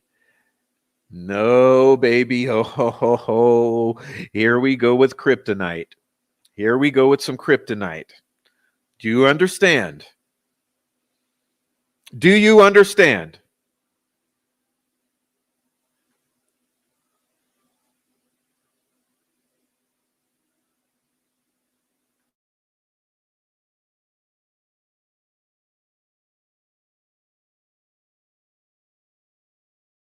Ladies and gentlemen, the kryptonite has been inserted into the evidence in the trial of State versus Richard Allen in the case of the murders of Abigail Williams and Liberty German.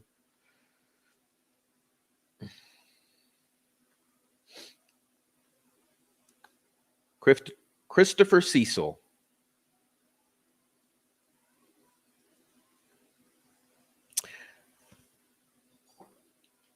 Miss Auger points to the photo of the Abbey on the Bridge photo that Christopher Cecil got from the internet, and she asked him where he found it. He thinks he did a Google search. He doesn't remember what he searched for. The timestamp on the photo says 7 hours ago.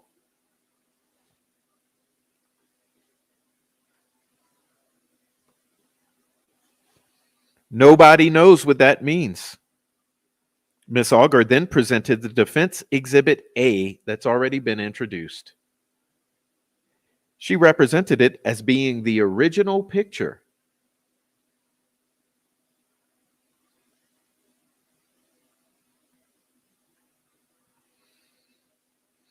The original picture has no date or timestamp.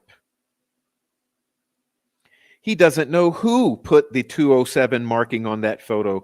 It's just some random person out on the internet. We don't know when the photo was actually posted looking at the photo.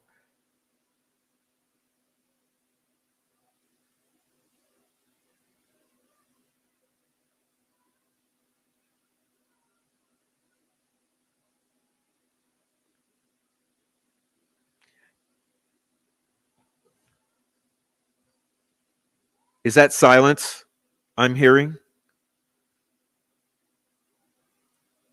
Is that silence I'm hearing from the naysayers?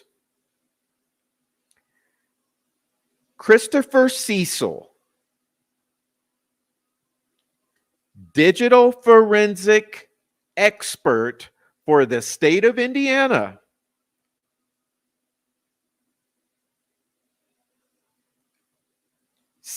says he doesn't know who put the 2:07 p.m. marking on that photo. It's just some random person out on the internet. We don't know when the photo was actually posted from looking at the photo. At 1:40 p.m., there's a photo taken. It was found in the Snapchat cache. At 1:41, there's a photo taken. It was found in the Snapchat cache. At 1:43, there's a photo taken. It was found in the Snapchat cache. At 2:05, there's a photo taken. It was found in the Snapchat cache. He did not find one from 2:07 p.m., and it's also not on the camera roll. Miss Auger asks if one possible explanation could have been that it was posted to her account from another device. He said, possibly, yes, could have been done.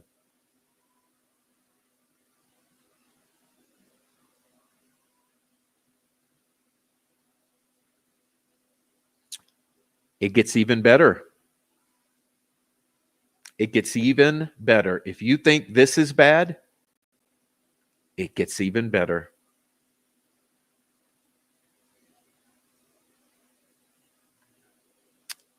Thank you very much, Adrian. Thank you. Did the FBI investigate that photo by going to Snapchat directly?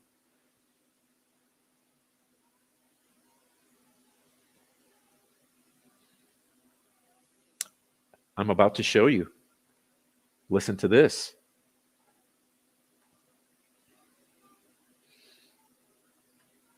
Jury questions. Jury questions. Okay.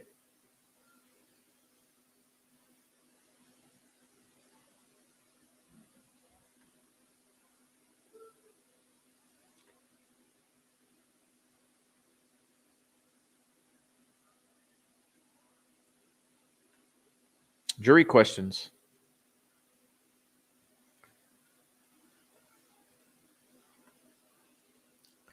In the first report, the picture of the Monon High Bridge at 2:05 p.m. with nobody in the image.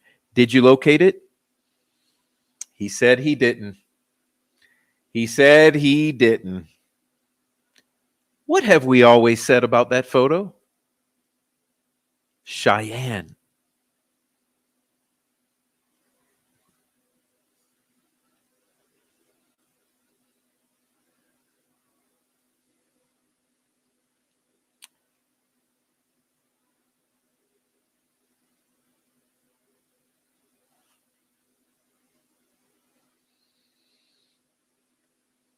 Christopher Cecil.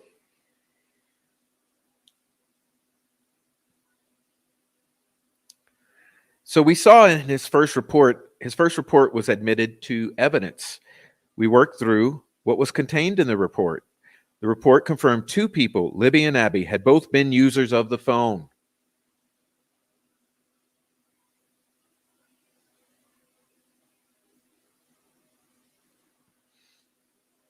They both had user accounts for different apps and programs. Listen to me now. Listen. Libby and Abby were both users of the phone found with Libby. Both had user accounts for different apps and programs, plural.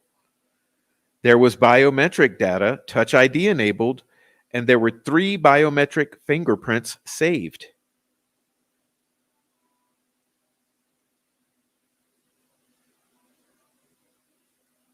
Abby's fingerprint was one of them.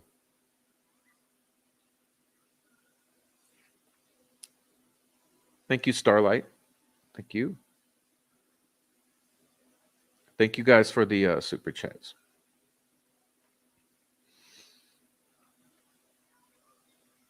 Okay. He's now going to move on to some Apple Health data. So I'll just let you screenshot this if you need to. And we'll move on to Apple Health because it gets even more interesting. From about 1:30 p.m. to 2:08 p.m., Apple Health data notated 1,682 steps. Okay. Let me preface it with this before we get into this.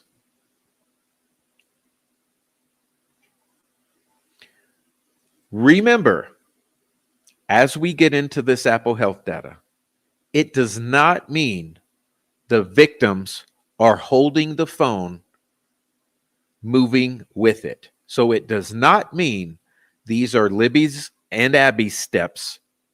It does not mean this is Libby's and Abby's timeline. We are only talking about the phone right now. Okay? Erase from your mind Libby and Abby. Only think of phone moving. Hey, Spooky.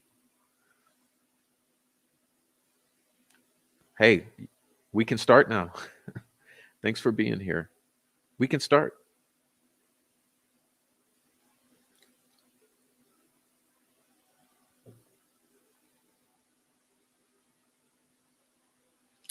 From about 1:30 to 2:08, Apple Health data notated 1682 steps. Question.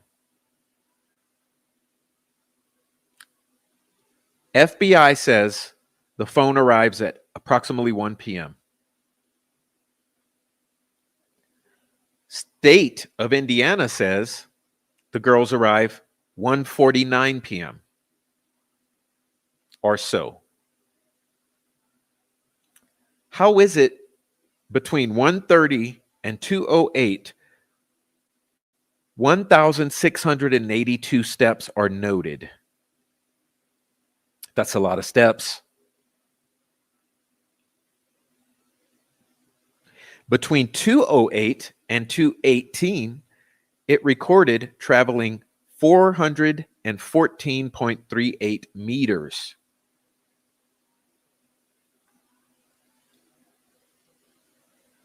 From 2:31 to approximately 2:32, the Apple Health data showed a movement equivalent to 2 flights of stairs elevation change, not noticing or indicating whether it's upward or downward elevation change.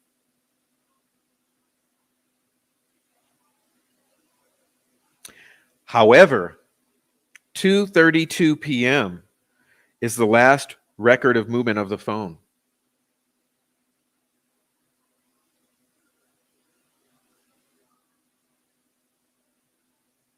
Now, let's reverse engineer that. Let's reverse engineer that one. Okay. 2:32 p.m. That phone is placed at the spot on Ron Logan's property where it is found the next day. You got it? That's what this says to me. I don't need an expert to tell me that, because the expert has told us at 2:32 p.m. last recorded movement of the phone. So 2:32 p.m., the phone is at the location it is found the next day. 10 minutes prior, the phone is showing a 2-story change of elevation, which you cannot go upwards 2 stories to where that crime scene is, meaning it was definitely downward motion, 2 stories. You got it? So 10 minutes prior, or actually 9, prior to the phone landing where it is, it goes down a hill, which if you were coming from the cemetery, it's pretty much the only way, unless you're coming from the, I would suppose if you're coming across that ravine from the area near the High Bridge, it would also show. But in general, either from the cemetery or from the trail by the High Bridge, that phone descends 2 stories and ends up where it is. And keep in mind, prior to that, it moved 414.38 meters.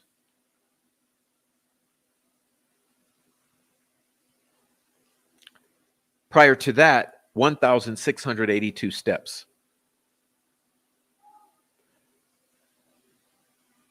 So what happens, because you're not moving 1,682 steps before the moment that you start going down to the crime scene. So what's being done with that phone? Who has that phone, and where is that phone going? Too bad we can't see the geofencing, right? Don't you think that we should be able to see on a map the motions of that phone and the others that were geofenced out there?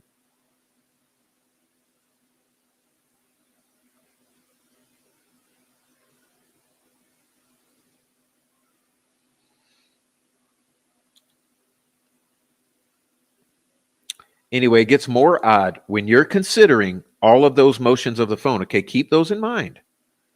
Keep those in mind. Because over that, you have to overlap this. So overlap this right here. At 1:38 p.m., there was a phone call made while the phone was charging and Snapchat was being used. Okay.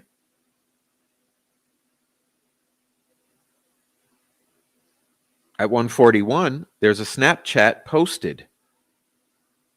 He was able to find the photo from the Snapchat application.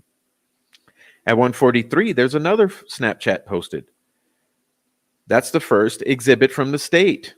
It's a selfie taken in the car that shows Libby and Abby in the car. Now, keep in mind, during this interval, there's 1,682 steps happening. At 2:05, there's a Snapchat post uploaded of the empty bridge. He was able to find that on the phone. Now, 2:07 is the last time the phone was unlocked. He does not note when the photo of Abby was posted. Well, obviously, because it's not. 2:13 is when the video was recorded of Abby walking across the bridge with the person behind her. He said this is a 43-second video. Well, what he doesn't tell you is where were the GPS coordinates of where that video was uploaded from.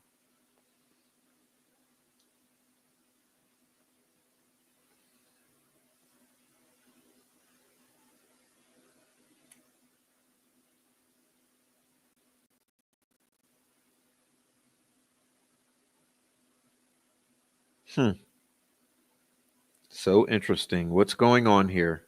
Why the conflicts?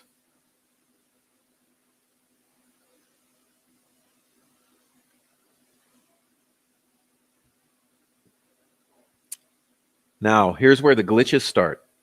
At 2:14, somebody tries to biometrically unlock the phone, but it's unsuccessful. And as we've mentioned,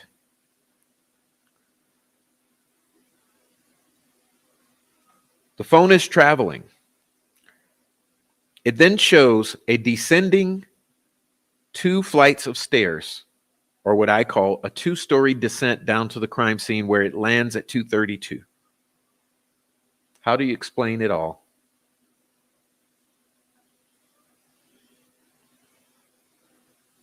How do you?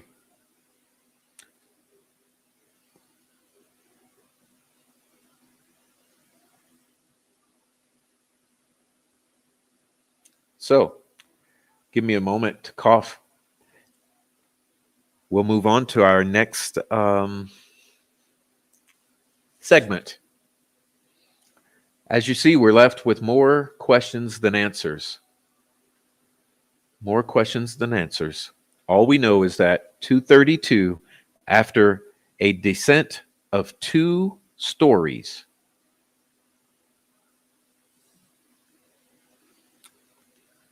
the phone lands at its resting place.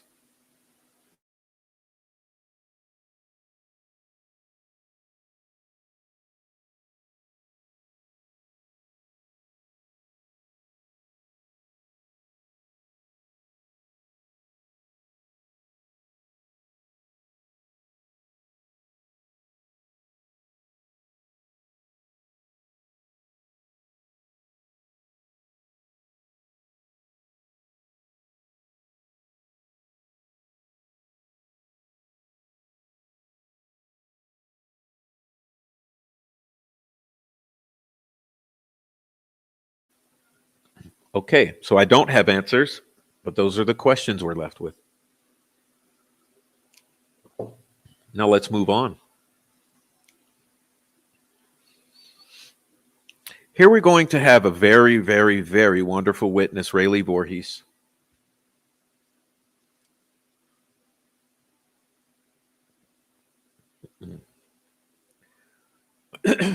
Pardon me.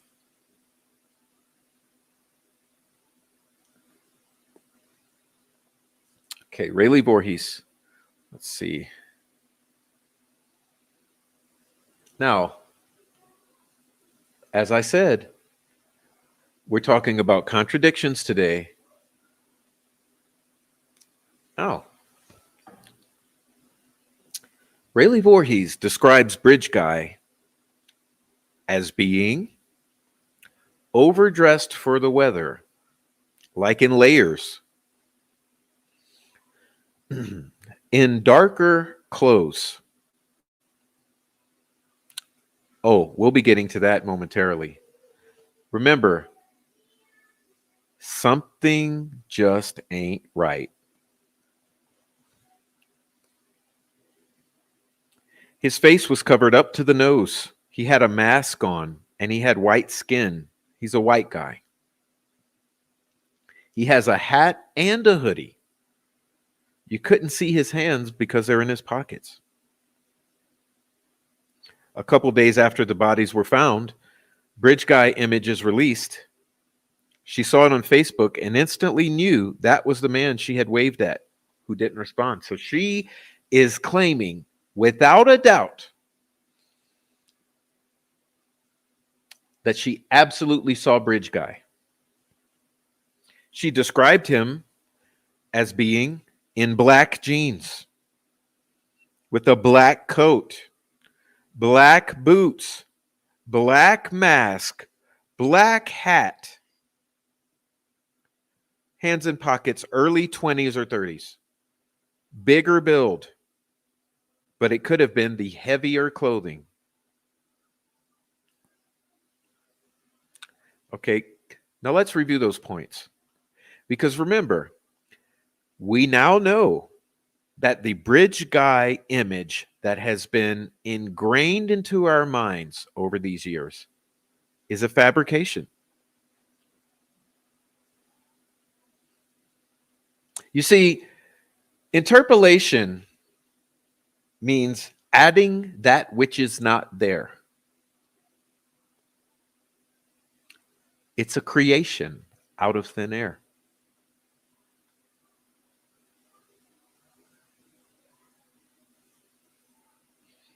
It's a fantasy.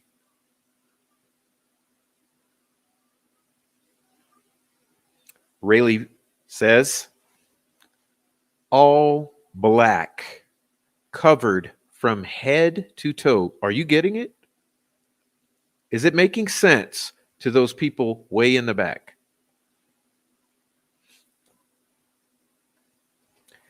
All black, head to toe, covered. Remember, he was described as overdressed, in layers, face covered up to the nose, with a mask on, hat, and a hoodie. Black coat, black jeans, black boots, black mask, black hat, early 20s or 30s. Bigger build. In actuality,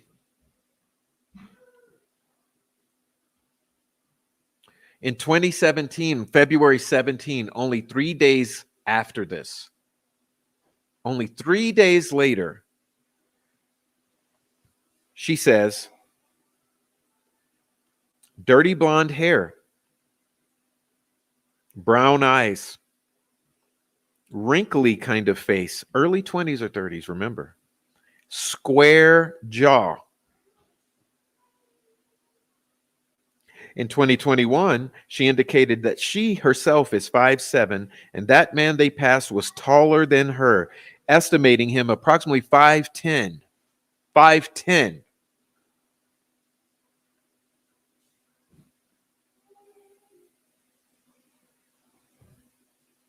5'10", in all black.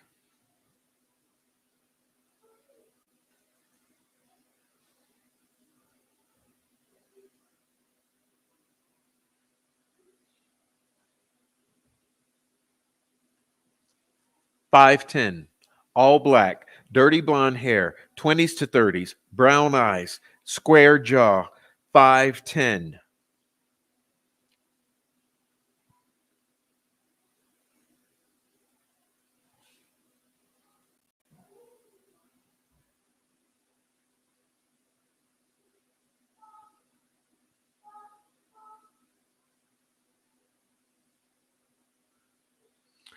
Okay, so let's move on.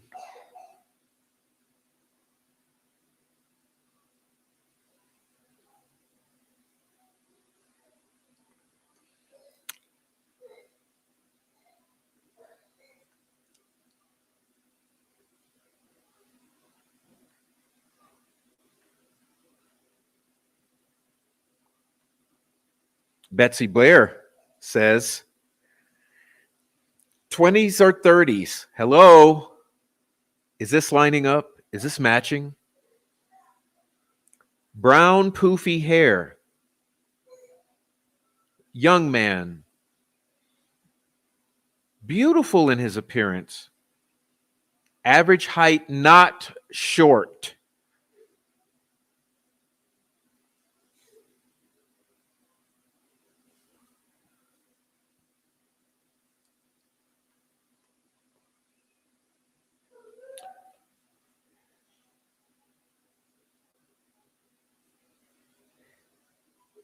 Baldwin points at the image of Bridge Guy and says, "This is who you saw?" Yes, it was. She previously described the guy as tall, that she stood as tall as his upper forearm. So she is describing a much taller man. She said that he was muscular. He was a younger guy. She believed she might have told police that he was in his early 30s, but she was saying that in 2020, 3 years later. Had something on his hair, on his head. Bree Wilbur. Okay. Are we getting an image of this guy? Hair, 20s, tall, muscular, square jaw, fully covered, all black.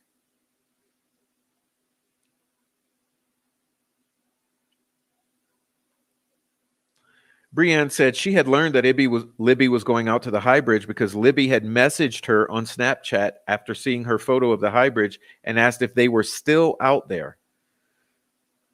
They were still on the trail when she got the message. She responded they had just left the High Bridge 10 minutes ago. Later, she learned Abby and Libby were missing. She was at home and was with Kelsi when Kelsi's grandma called to let Kelsi know. Hold on. Didn't Kelsi receive the call when she was at the boyfriend's house? Am I confusing something here? Because I could be. In all seriousness, in all honesty, please let me know if I'm making the mistake. Bree Wilbur is saying she was at home with Kelsi when Kelsi's grandma called to let Kelsi know.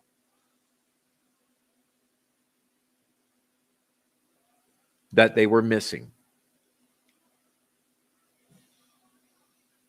I thought that I remembered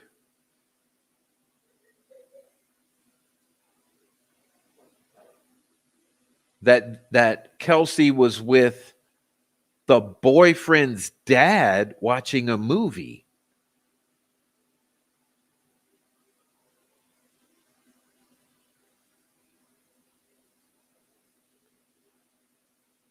I mean, this disconnect is so grand.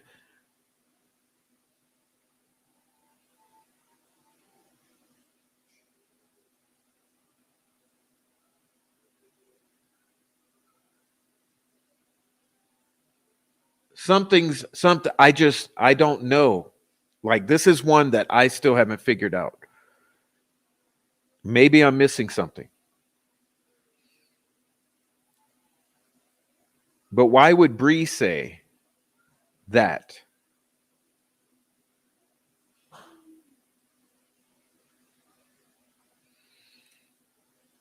Remember, I met my boyfriend's dad. We're watching a movie. And at first I didn't hear the phone, but then the second time I heard that I had missed the first one or something.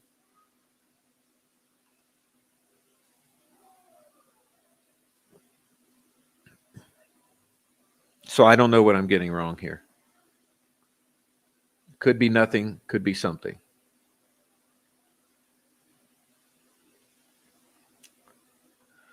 Okay, so let's move on because I honestly don't know what to think about that. Okay.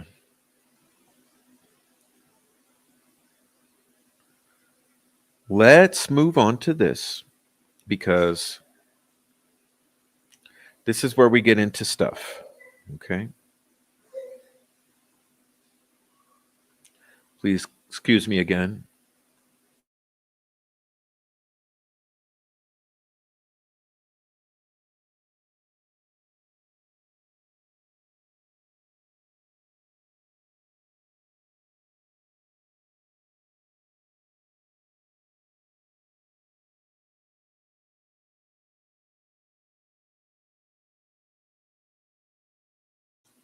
Okay, let's keep going. Let's keep going.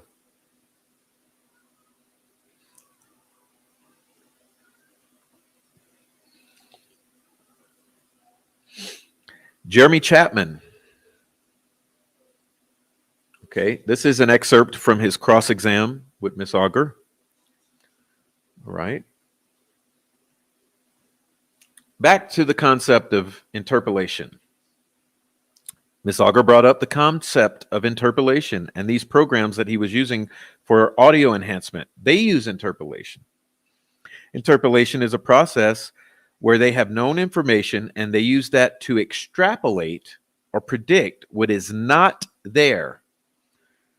But what would be there? Oh, because it's psychic. Okay.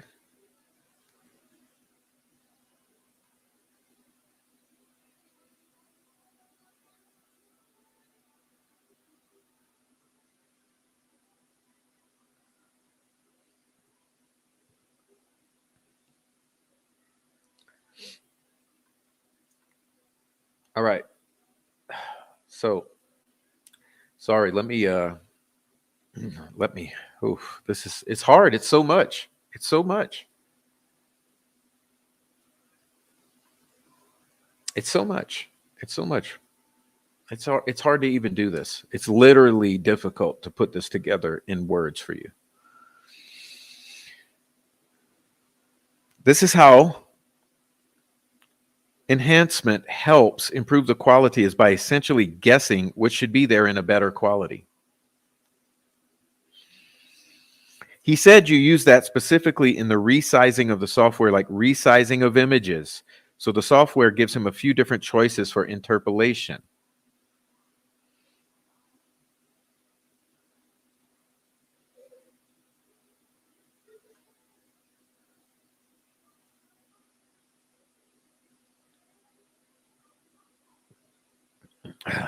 Jeez.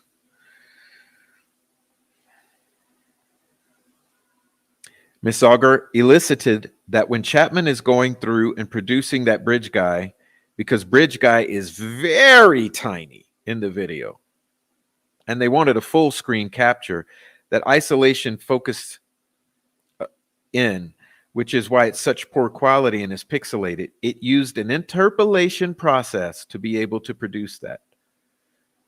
Remember, interpolation is whereby they have known information and they use to extrapolate or predict or invent or magically produce out of thin air what is not there.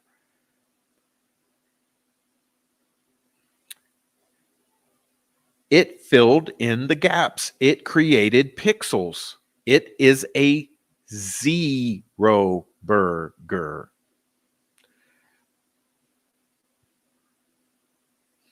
Now, with that in mind, remember this. This is from Brian Bunner. The video from the bridge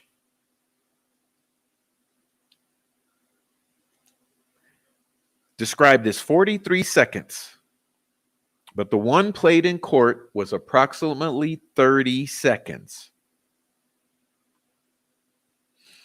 It starts with the phone pointed down towards the bridge. Remember, 30 seconds. This is what you get.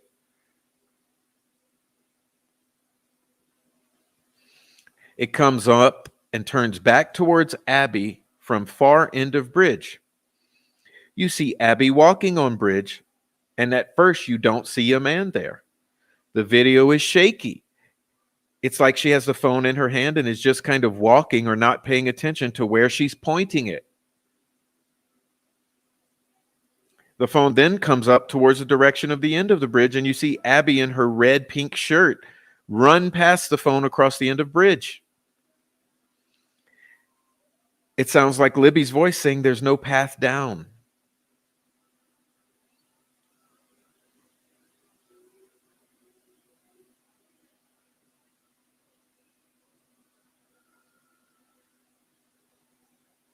This is the photo. This is the video. This is what for years you have all been mystified by.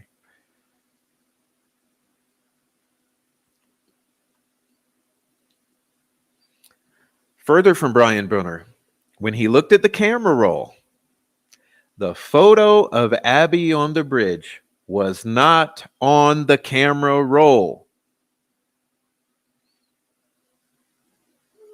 There is metadata associated with the video, including latitude and longitude. Cellebrite has the ability to map that information. He prepared a map. The map went into evidence. The coordinates that were produced are nowhere near the bridge. Hello?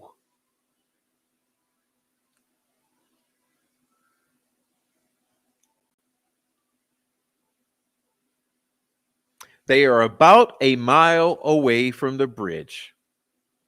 Miss Auger asked the witness to circle on the map where the coordinates are.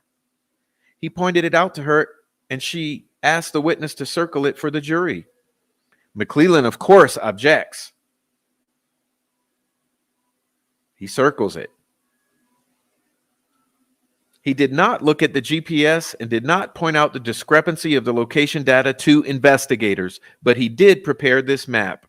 Ms. Auger points out that the photos he had taken of the phone screen were in landscape mode, not portrait mode. So because of that, there was information on the bottom of the screen that wasn't captured, permanently fucking lost.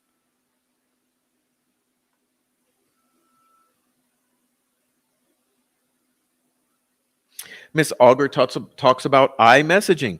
iMessages are specific to Apple and provide some additional features when both users access or have iPhones. iMessaging is more secure, encrypted, and Apple does not provide it to police. The witness is familiar with the operating system but has limited understanding, meaning he doesn't know shit about iMessaging on a crime dealing with an iPhone. What kind of expert are we looking at here? McClellan objects again, overruled.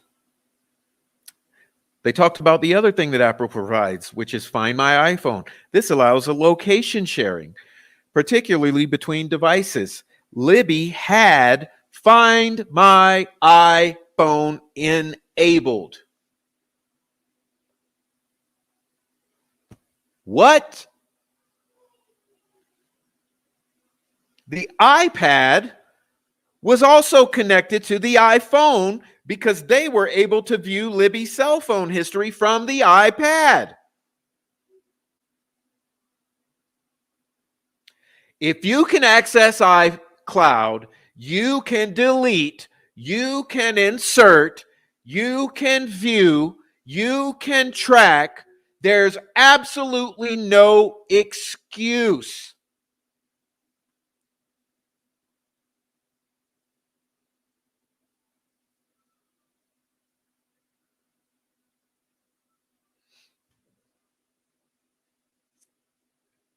Is there any question here for you listeners?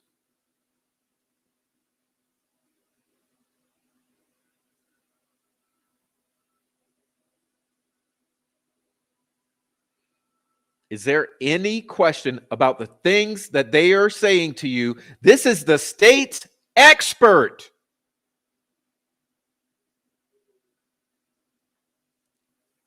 Sorry, I'm getting a little excited. I try not to yell into the mic. I just need to stop.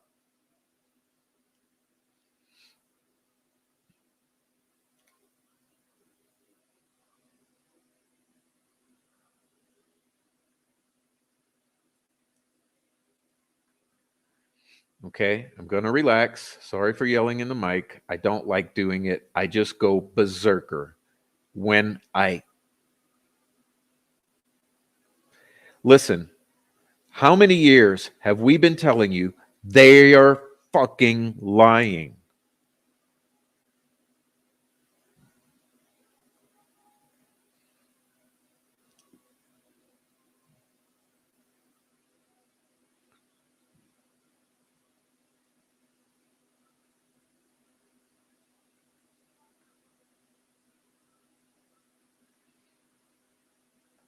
But we're the bad guys.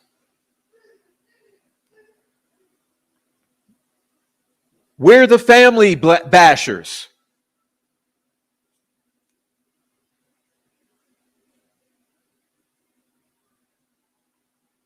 Sorry, Cromley. I'll calm down. I'll calm down and go back over it because this is worth going back over because I don't think people understand. See, people who have not followed this case from the beginning, they don't understand what this is.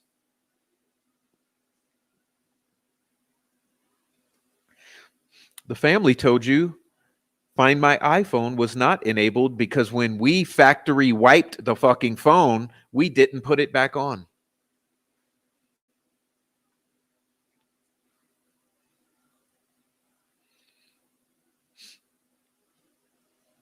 You see, the family lied about the Find My iPhone being on.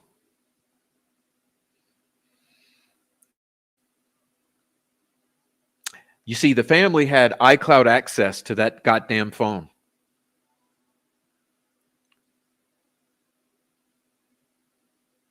Yes, thank you, ACB. I am. I am.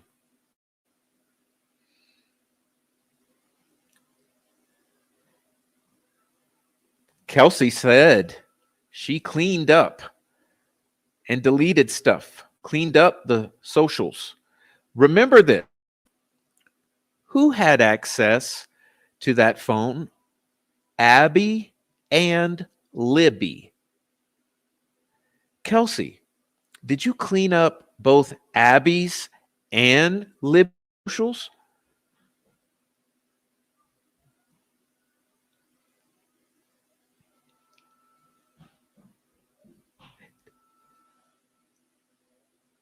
Both Abby and Libby's social. You had access. You had the ability to delete text messages, to delete iMessages, to delete photos, to add photos, upload photos, whatever you wanted. It's iCloud. Thank you, Jane. Judicial Ellie abuse is more prevalent than people know. Absolutely. I've seen it many times as a public defender. It's super sad that these girls' killers are out there. Okay.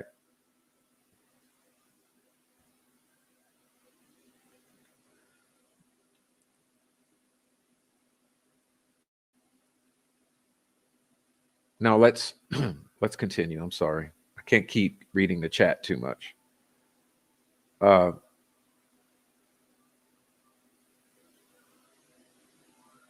Good point, sweet dude Shibby. Even wiped, the deleted content is still there until overwritten. Many free programs can get deleted files still there. Not just Celebrite. There's free stuff for jailbreaking iPhones. All right, back to this. Back to this.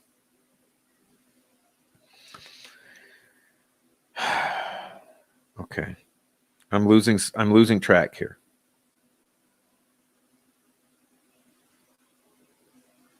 Back to the top of the screen. Brian Bunner says, yes, Bridge Guy video, there's a map. Their latitude and longitude coordinates. Nowhere near the high bridge. Are we understanding? Let's continue. I'm belaboring this. I need to move on. Jesse Page. It gets worse, y'all. Why does it always get worse with everyone we do? Every show, it constantly gets worse. There were some notable characteristics about the bodies. One of the blood-stained patterns on Libby was what appeared to be blood flow from her neck. This was not flowing in direction it would have if she was upright. It was towards her eyes, nose, and mouth.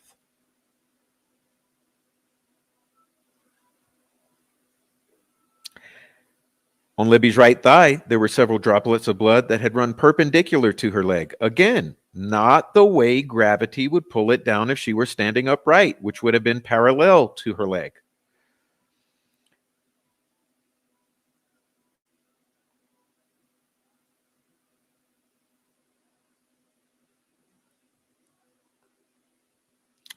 Was she upside down at some point?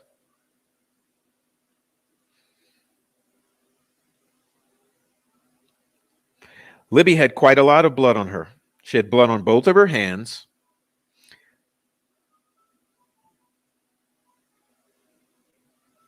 Blood on the bottom of her foot. Blood on both legs. Blood between her legs. When turned over, she had blood on her backside.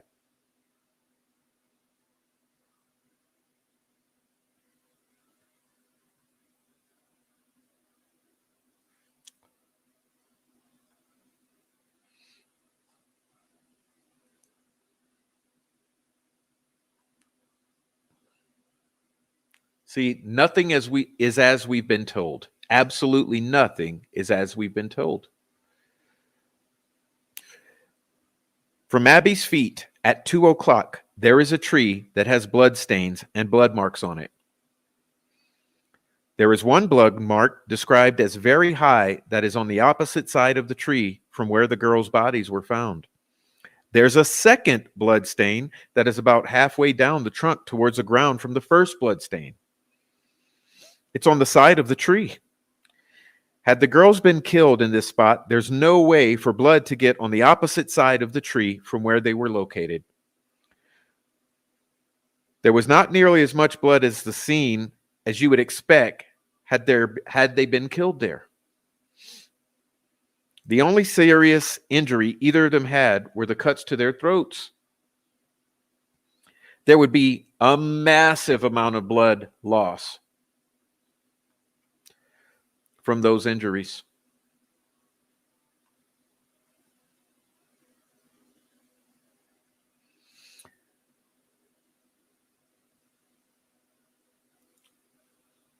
Andrea had never seen crime scene photos of this type. It's an outdoor scene. The ground surface is all dry leaves and twigs. It's not absorbent. She expected substantially more blood than there was at the scene. The state is clearly focusing on the large pool of blood in this area, the largest one, basically between the girls and 6 o'clock from the girls' feet. There's no congealing in these puddles of blood. It's hard to estimate the size of the largest puddle, but it's roughly the size of a tea towel that you would use to dry your hands. Maybe a foot or so. 2.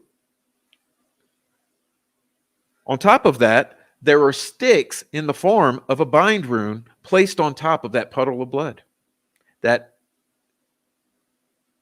shape matching the sticks formation on Abby.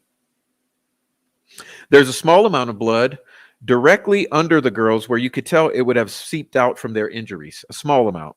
This is nowhere near the volume of blood of the human body. So it's raising a lot of question. it doesn't look like they were killed there. No way.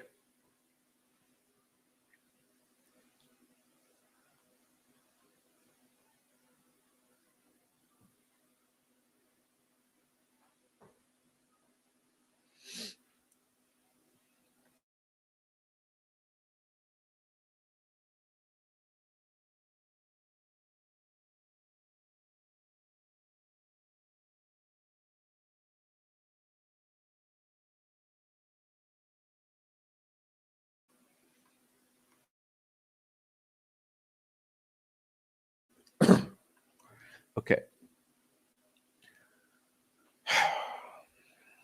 Darren Giancola. We got some interesting anomalies here.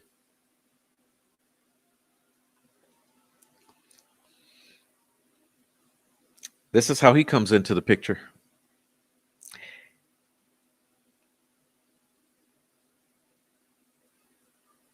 He arrives at the sheriff's office at approximately 7:30 a.m. 7:30 a.m.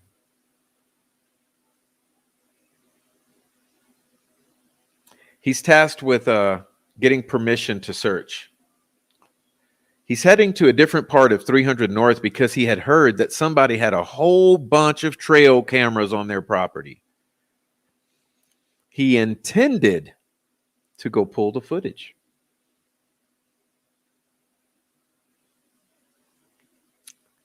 You guys get that yet? Are you catching a glitch? Whole bunch of trail cameras, 300 North. Intended to go pull that footage, but on the way there, he gets a phone call from Tony Liggett telling him to go to the cemetery. He went there with Yoder and walked from the cemetery down to the woods. He described it as very steep.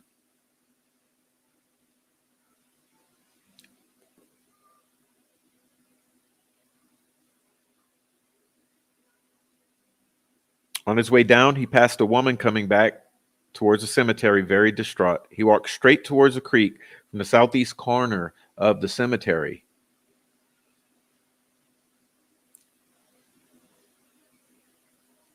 He walked straight down to the creek and did not see the girls, but was notified that the girls had been found. He got to the water's edge and was able to see 4 people over to the north side. This was directly across from him where he. Everyone was pointing into the water. In the water, he saw a multicolored shirt and a tennis shoe that was stuck in the roots of trees over the bank, but still in the water.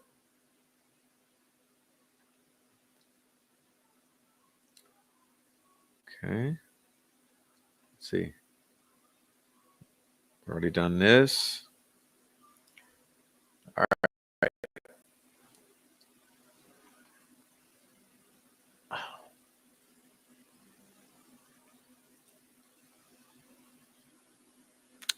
Now we're going to talk about, oh man.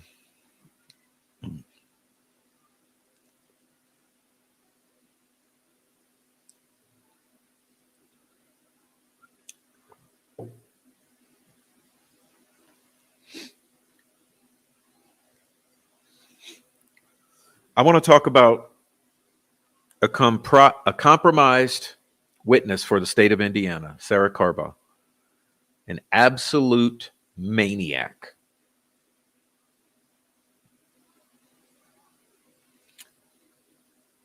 Listen, I'm not even going to comment much on this.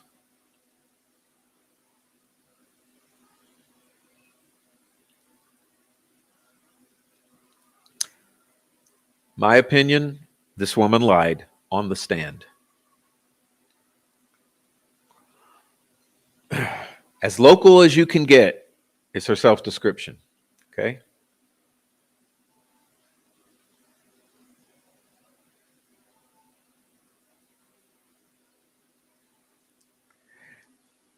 Sarah does not cross the bridge. Did once when she was 16, but not inclined as an adult. Did not know Abby and Libby. She was driving by to be nosy and see how busy the trail was. Matter of fact, passed 3 or 4 times.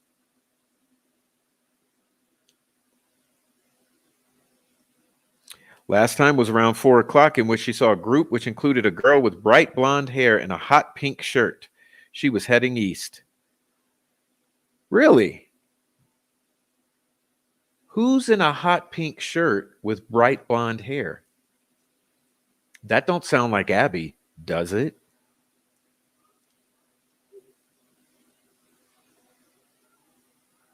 Does that sound like Abby? Because isn't Abby the one in the pink shirt? I don't know if you'd call that bright blonde hair on that girl. We know what's captured on the Bridge Guy video, allegedly, is a pink shirt that smears by. You don't even see Abby well.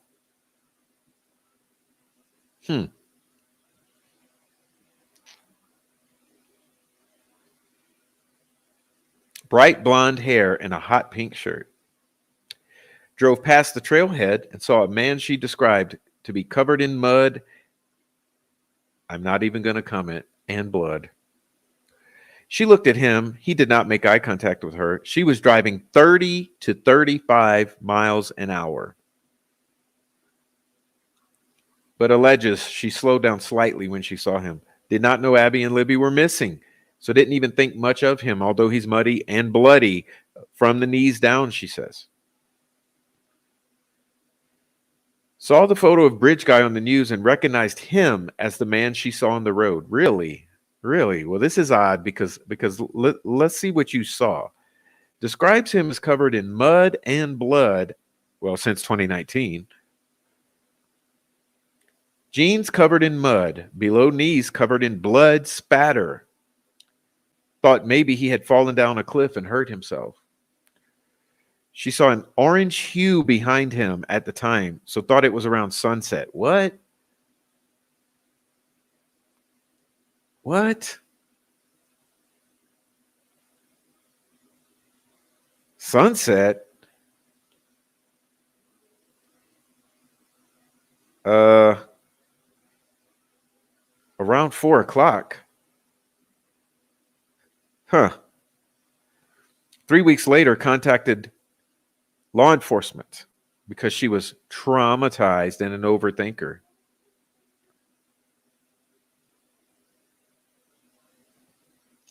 Baldwin says, in your first interview, you said mud 11 times, but never said the word blood.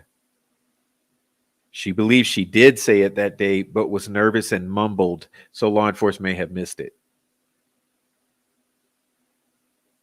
According to Baldwin, blood does not appear in the transcript. A couple of weeks later, she gave another statement to law enforcement in which she said mud 13 times and didn't say blood once. She believes she did say blood, but knows an hour to an hour and a half hours. An hour to an hour and a half is cut of that interview or missing. How does she know that?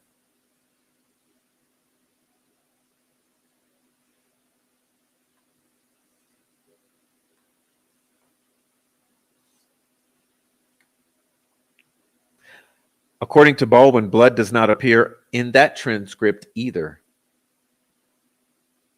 Baldwin gave her the transcript, which she flipped through. She does not find the word blood, but thinks that she told the officer. Wouldn't that be the main thing you're saying about this guy? I mean, look, you got 2 murdered little kids right there in the woods, and you think you just saw the guy. You're saying that he had blood from the knees down. And you don't think that you would say that 25 times in the first 2 interviews? Come on. Come on. I mean, you're better than that.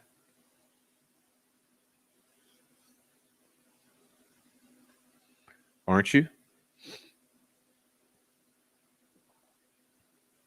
A third interview 2 years later where she never uses the word mud, only uses the word blood. Baldwin gives her the transcript, does not find the word mud in that transcript. Baldwin states, so I guess it's not true that your description has always been consistent, in which she responds, I guess not.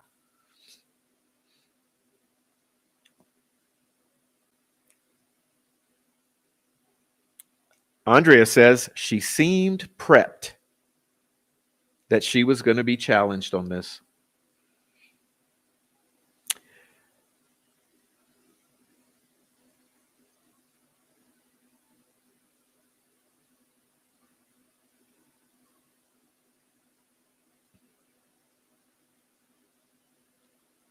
Baldwin said, so did you stop to help him, being that he was covered with blood, a man bloody on the side of the road? No, I didn't stop to help him, as she gets angry.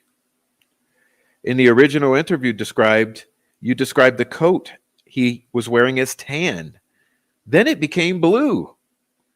She answers saying she knows she said tan, but it was always blue, and thinks she said tan because of all the blood. What? What? I mean, this one here. This one here.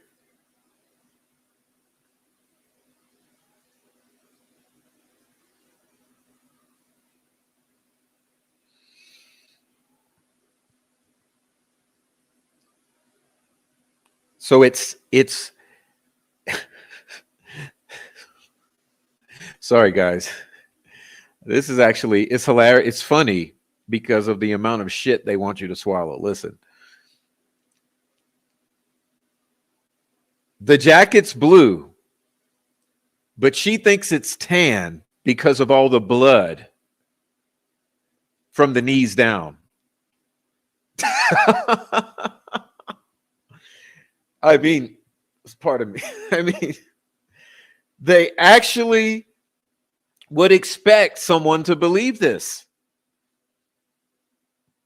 She thinks she said tan for a blue jacket because of all the blood from the knees down. Yeah. Baldwin says, I think your memory changed after you saw the photo of the bridge guy.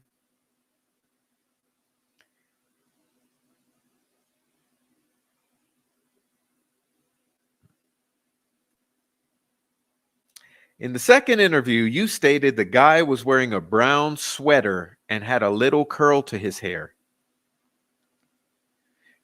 She thinks a little of his hair was sticking out. During the interview, you stated he had feminine eyes. No, I never said that. Would you like the interview to review? Would you like to review the transcript? No, I'm good. Really?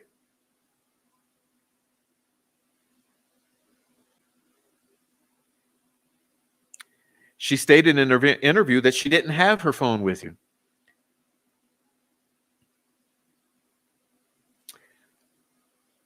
However, she states, my phone pinged off the tower. That's how they were able to contact me.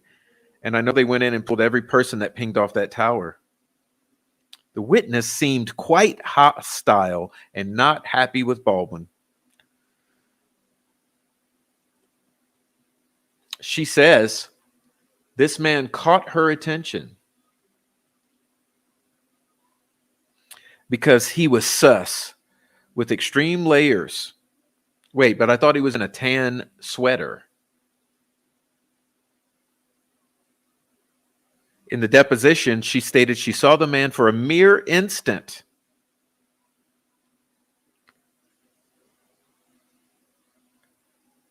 Wasn't counting his freckles or didn't see him long enough to see if he had feminine eyes. Again, Baldwin said, do you want to see the transcript? And again, she says no. Thank you, Shelley. Thank you very much. Thank you very much for that super sticker.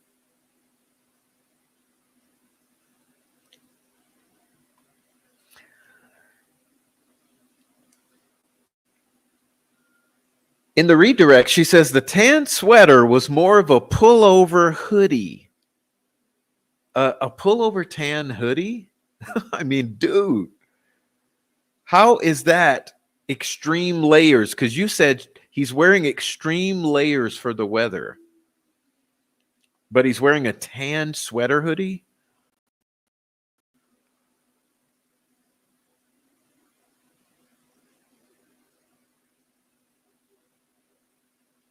She claims that it's in the missing section of her interview, which she mentions the blood.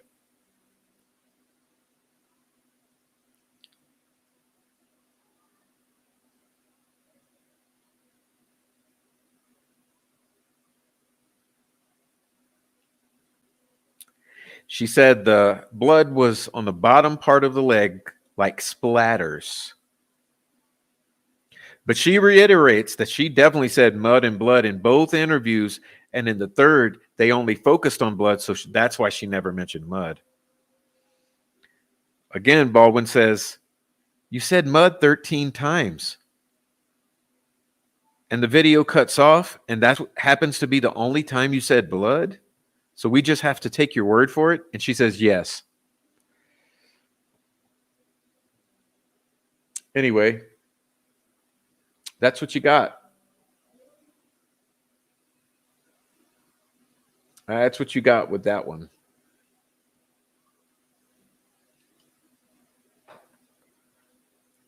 That's what you got with that piece of work.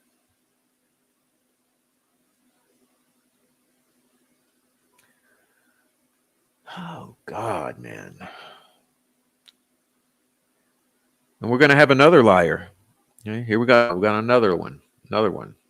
Steve Mullen. Steve Mullen, another champ. He presented several exhibits of what he claims he saw on the Harvestore video.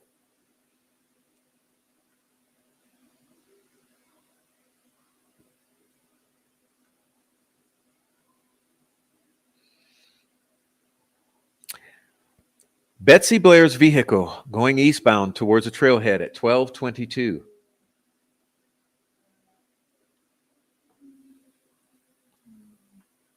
Betsy Blair's vehicle going westbound at 1:15, headed to the DELPHI library.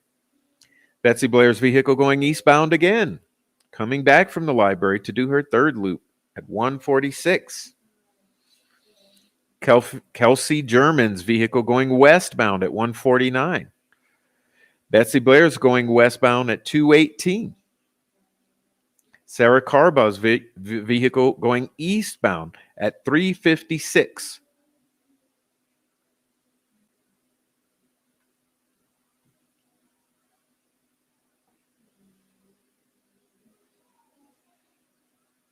The FBI is who recovered this video. They did a video canvas and got this video and provided it to Mullen. They had a report and an affidavit of custodian of records, basically where they described all of this process of retrieving the video and identifying the vehicles and so forth.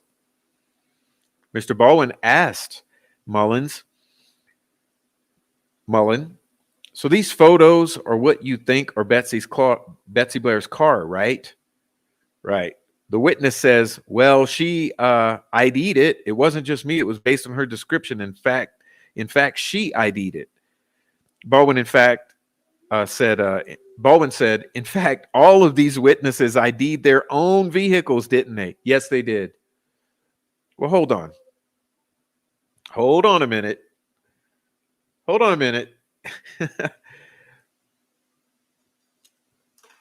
All right, so this major piece of evidence, what should and would be, which is the Harvestore video, where you should have something identifiable on video at its original compression or quality. Its original fidelity would be the absolute best, would be the video. That would be your best iteration of the data on that video, would be the video in its original uncompressed state. But what Mullen does is obtain photograph still shots from the video, which would automatically reduce the fidelity, and then have the witnesses to ID their own vehicles.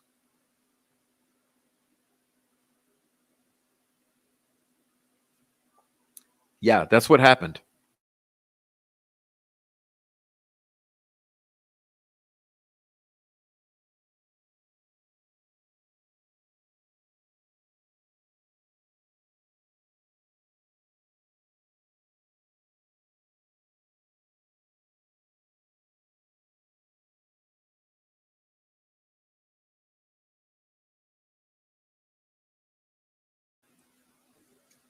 Okay, so then it would cause one to wonder.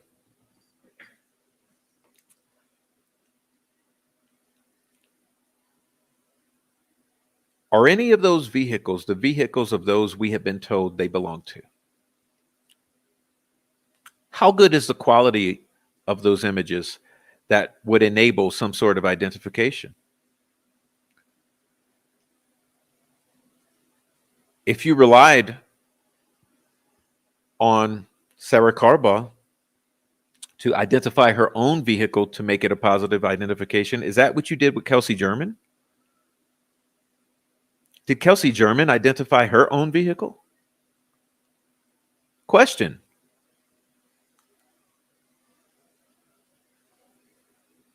Can you see those victims inside of Kelsi German's vehicle when she passes the Harvestore camera? Can you see the license plate or the driver of that vehicle to confirm that driver, vehicle, and passengers were indeed all caught on that Harvestore video?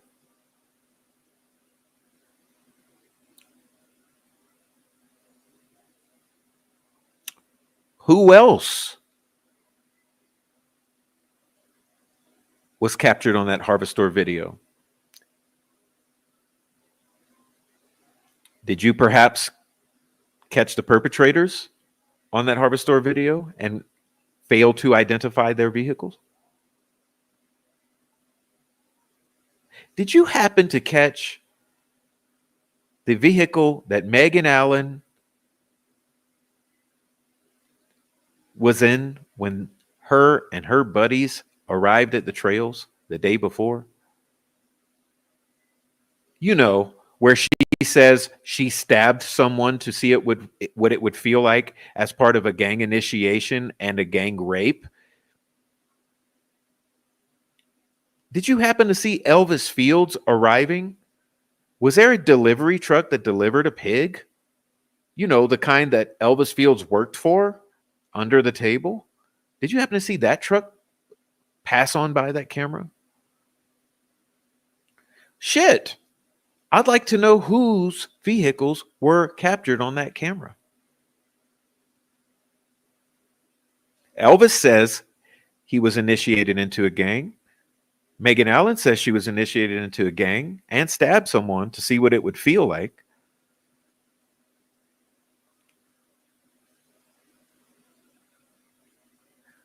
I'd like to know what's all captured, not only on that camera, but on all the cameras that were canvassed in a 5-mile radius of those trails. Or did you canvass a 5-mile radius of those trails? Now, moving on.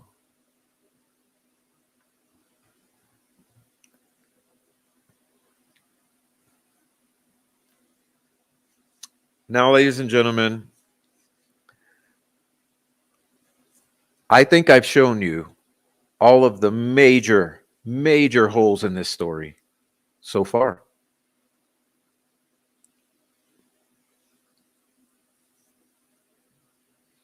Which brings us to the way they tried to go out with the grand finale, which was confessions. The confessions. Remember, all we've heard about for a year and a half. The 60 whatever confessions. This is how they tried to go out with a bang. Yes, they did. Yes, they did. Because in their minds, because everything you've just seen was an absolute nothing burger and rife with contradictions, they thought that where they could definitely bring it on home with confessions and witnesses to those confessions.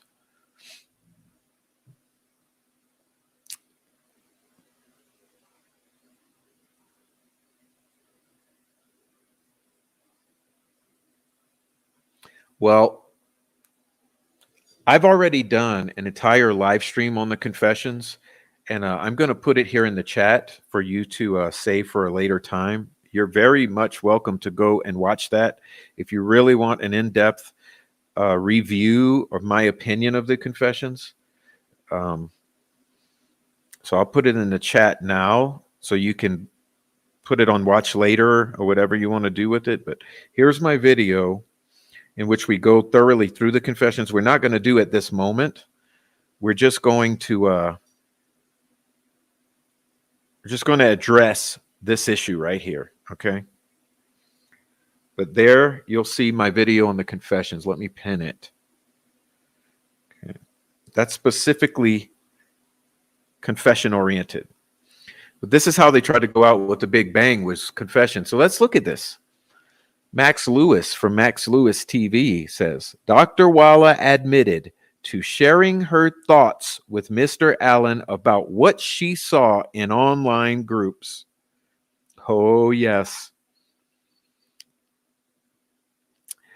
Oh, yes, baby. Oh, yes. Oh, my God. Okay, so because what they're going to say to you, they're going to say, he had knowledge of something only the killer would know. He had knowledge of something only the killers would know. Well,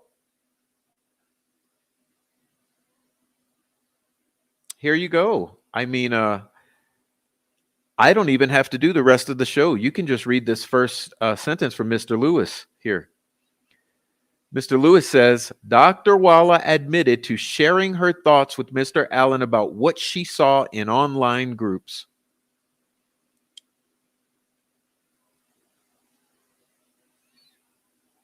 Well, you know what? Not only could all of the inmates, that was another lie.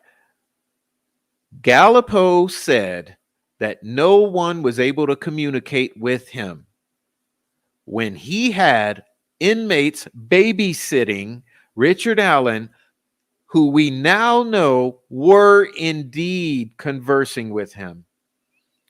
Well, you know, those inmates get phone calls from the outside. Richard Allen was not isolated. There's a very, very, very easy explanation for how he might have known details about the crime scene and the situation that only the killer would know, quote unquote. And that is that he was fed it from the outside and or from Dr. Walla.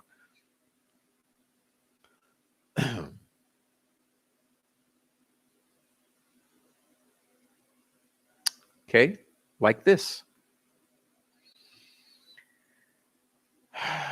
Gosh, this is too much. I just can't even continue. I just want to go home.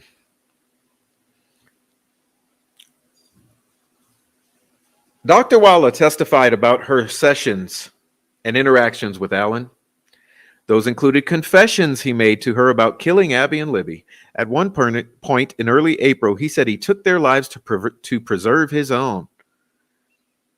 He admitted to having a sex addiction and being an alcoholic. Well, that sounds about normal. It's half the world, right?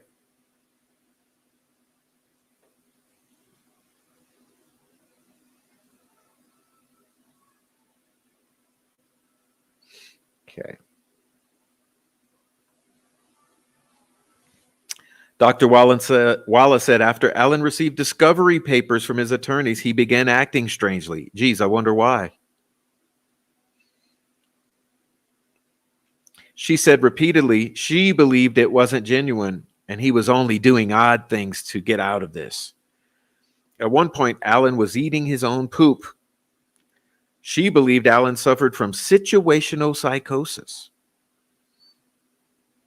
In May, Allen made his most detailed confession yet. He told Dr. Walla that he drank 3 beers that day, then headed to the trails. He saw the girls walking and followed them. He mentioned doing something with the gun, then ordered them down the hill and was going to rape them. Saw a van and it scared him so much he made them cross the creek. He then cut their necks and waited there to make sure they were dead, then walked back to his car and continued his life normally ever since. Okay, so that's the nature of our confessions. Okay, let's keep going. Talked about killing himself by jumping off his sink and snapping his neck. Told Walla, I didn't do everything I said I did, but I killed Abby Libby. During the month of April, after receiving his defense or discovery papers, he was involuntarily given medication during injection. In other words, involuntarily given medication. He was drugged via injection. She testified she believed he was faking his symptoms. But she's injecting him involuntarily? Well, how are you gonna justify that, doctor? You think he's faking, so you inject him involuntarily? Well, that's interesting, isn't it now? Should you lose your medical license? Probably yes.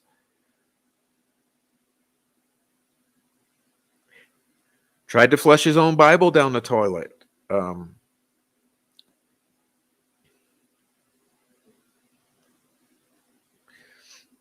She was fired from DOC. She admitted to following the case closely, actually being obsessed with the case and participating in Facebook groups and online chat rooms about the case at the time she was forcibly medicating Richard Allen. She became more interested after Allen's arrest, and she never formally told her bosses about her interest in the case, even when he was sent to be under her care. She admitted to sharing her thoughts with Allen about what she saw in the groups and said he was fragile.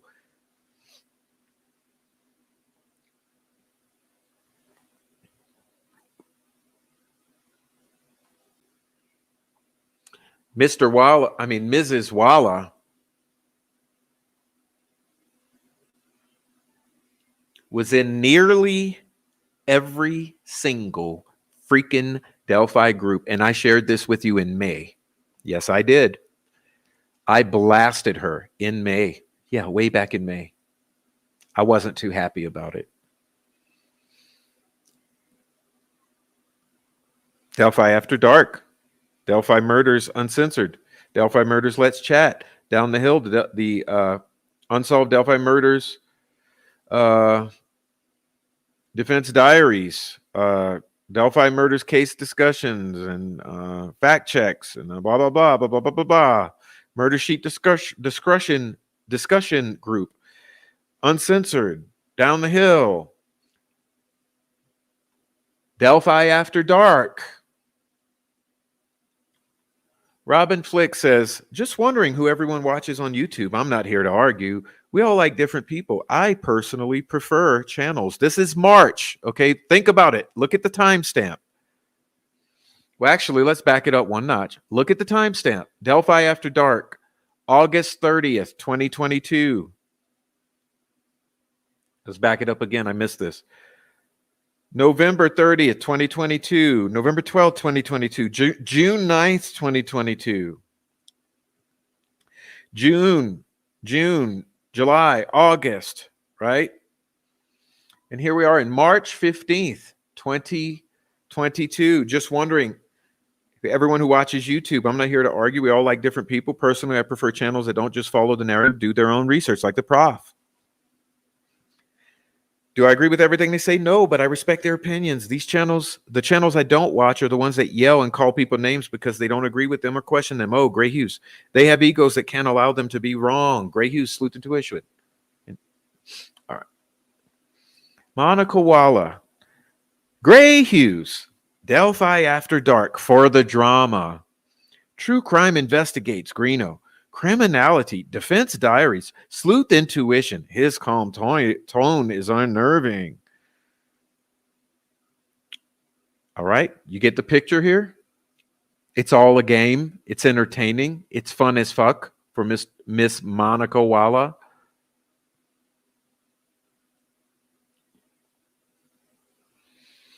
Richard Allen, psychologist at Westville Correctional Facility, admits she followed the case via podcast and Facebook groups before and during his treatments, which included forced involuntary medical injections. She said she contributed in chat rooms throughout. She also said she shared her thoughts with Allen during his treatment based on the coverage she's seen. She's no longer working for the DOC. They had to do an investigation, she shared. Yeah, you should lose your license, woman. Anyone think it's super inappropriate for a treating psychologist who's forcibly medicating a witness at trial? Who may be a witness at trial is a member of this group and others, Delphi Murders, Drama, Gossip, and Facts, and tags her. Yeah, this is your Monica Walla.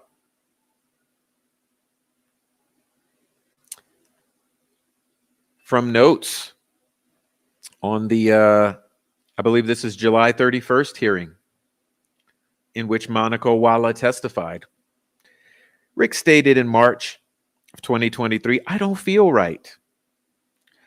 Walla acknowledged his baseline is depression and categorized his condition as poor critical deteriorating in March of 2023. April 1st, 2023, documented suicidal ideation delusions.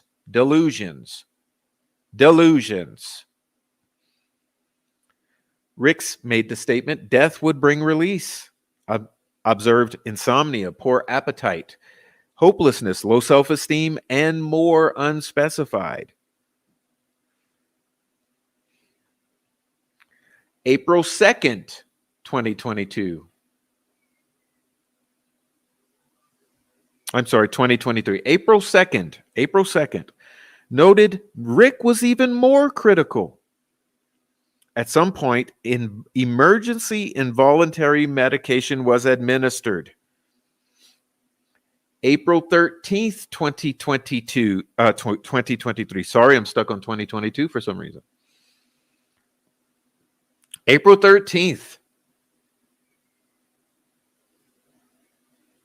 April 13th, grave disability noted. Observed consuming feces. Considering involuntary medication via injection. Involuntary medication hearing, room 208. A hearing was held and involuntary medication was scheduled.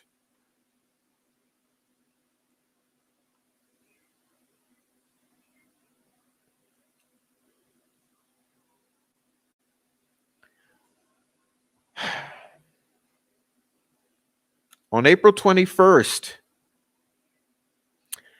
Walla observed disjointed thoughts in Rick. May 12th, Rick's disorganized thinking had accelerated. May 18th, he had a man-down incident due to his next scheduled injection.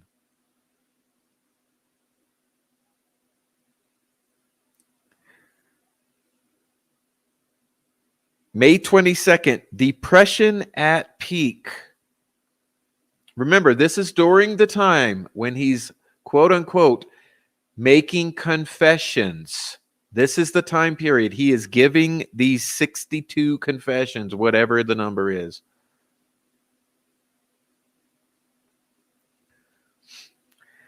Physiological symptoms include trembling, stuttering, buckling knees, bulging eyes.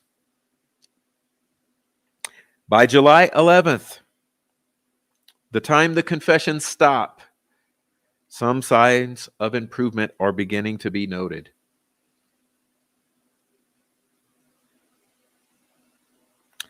In October, Walla and Rick were still having sessions.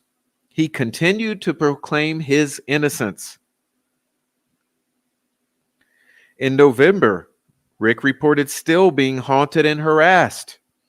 This harassment occurred over the phone and spanned a significant time period. Who's calling him, harassing him? Where are the recordings of that?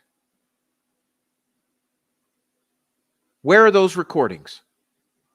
Harassment occurred over the phone and spanned a significant time period.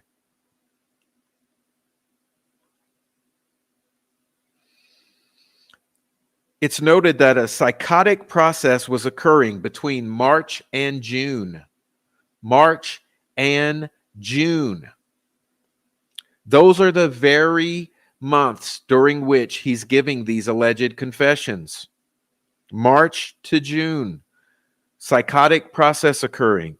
Diagnosis of psychosis notated in Walla's notes, including catatonic state and disorganized speech, considered a serious mental illness by Walla's standards.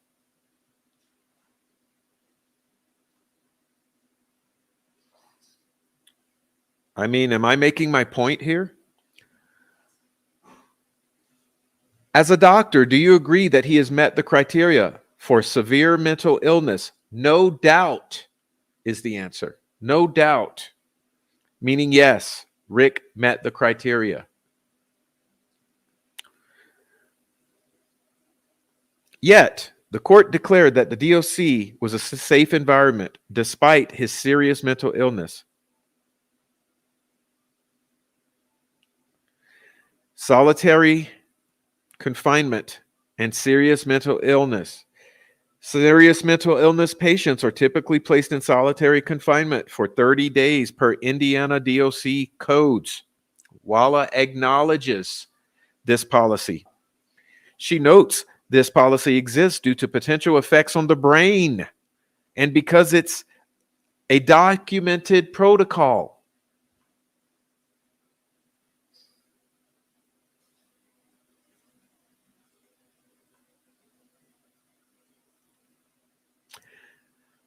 Exceptions in Rick's case. Exceptions to this 30-day policy are made for individuals deemed to be an extreme danger to others. Walla asserts that Rick did not fall under this extreme danger exception. Question is asked, approximately how long was Rick in solitary? Answer, 12 months.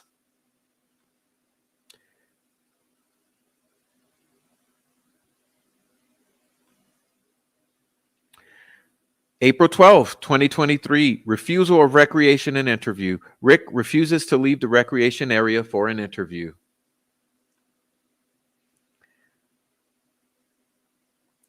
Diener states he's losing memory, unsure of what's being discussed. Walla notes that on one occasion, she was asked to determine if Rick's behavior was due to psychosis or feigning illness.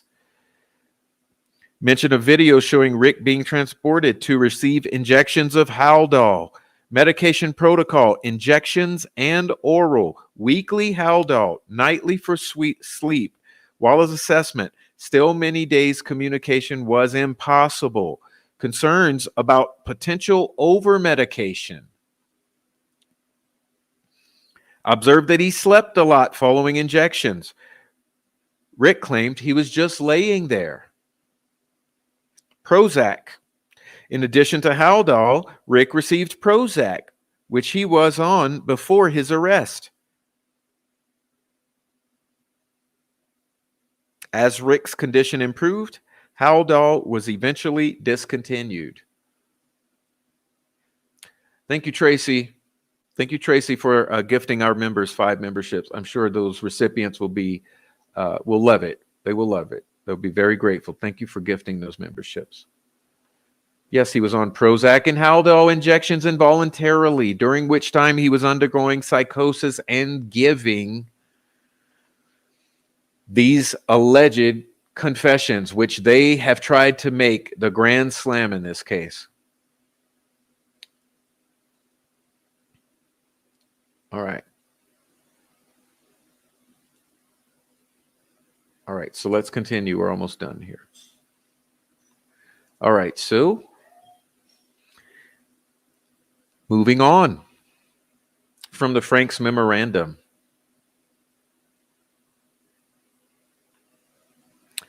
During one memorable visit on May 4th, 2023, remember, this is the exact time period he's giving these confessions, these alleged confessions. May 4th, 2023, myself, Attorney Baldwin, and Andrew Rozzi, Attorney Rozzi met with Richard Allen to discuss matters involving the case. At this time, Richard Allen was in a mental and physical state of deterioration and was nearly communicative.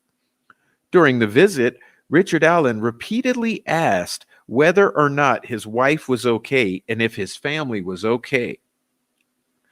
He claimed on a couple of occasions that they were going to kill him. When asked who he was referring to as they, Richard Allen responded by saying, "The guys with the Odin patches."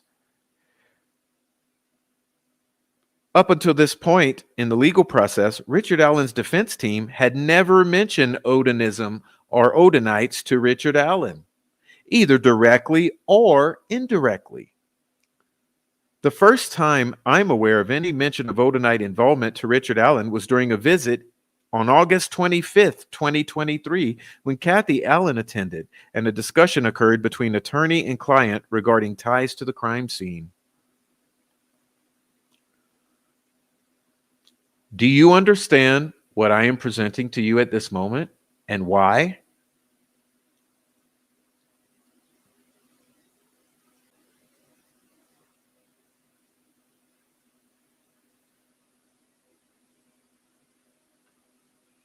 Thank you, Scout. Scout, thank you.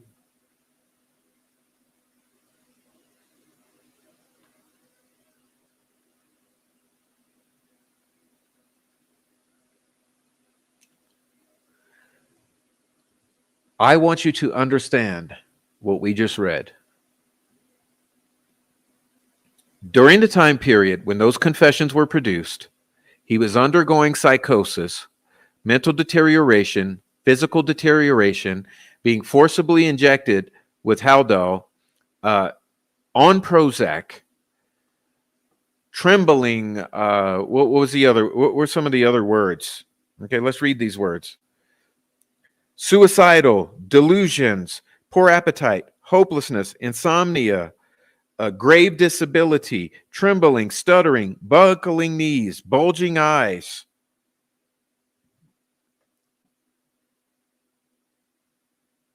And on top of that,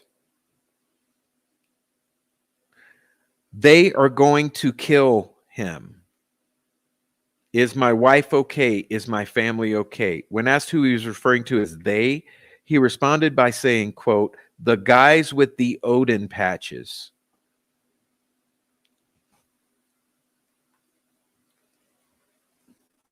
So not only was he undergoing this psychological situation, he was simultaneously being threatened by, quote, "the guys with the Odin patches," before he even knew that there was any discussion of Odinism.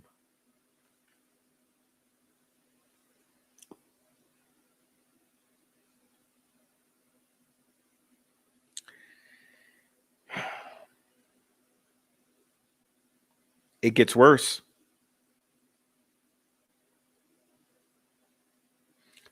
It gets worse.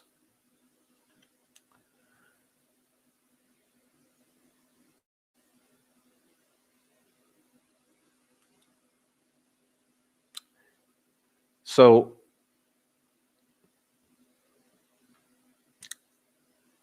Are we understanding what happened to Richard Allen during his safekeeping pre-trial detainment?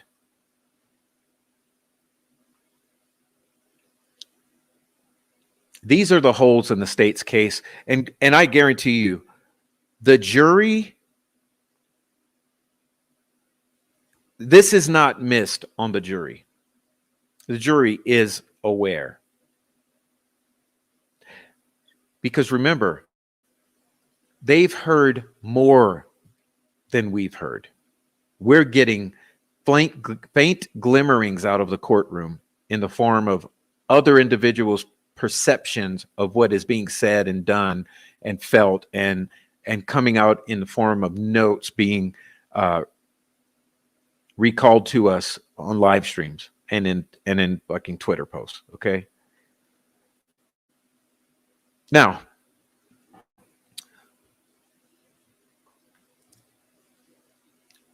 realize today that the prosecution has rested its case. Of course, they would do so on what to them is a sacred holiday, and what to me is a joke. Because we know God Almighty speaks forcibly in the face of evil, which is why I am here today speaking forcibly to the face of this evil. I am showing you the obvious glaring holes in the state's case.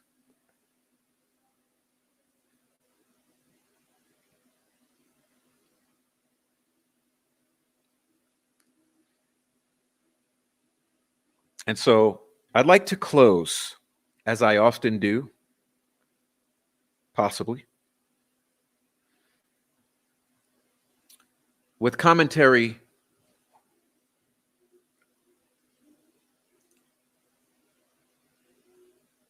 from someone who messaged me. Okay.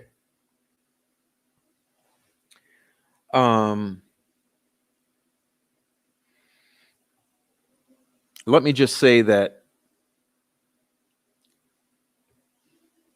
I know there have been many hours as you're trying to understand the what has transpired and what kind of case this prosecution has had to present. As you see, it's been nothing. They actually had nothing. And the one anomaly I did not address, because I'm leaving it for the defense. So it's very strategic. Don't think that I missed it.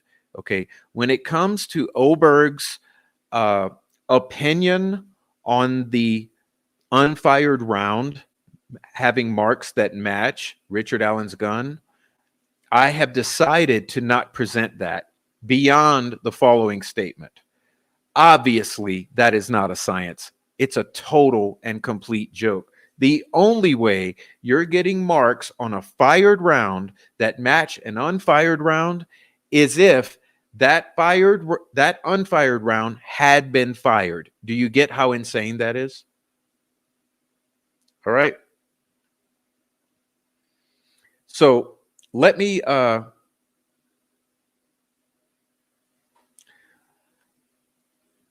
rest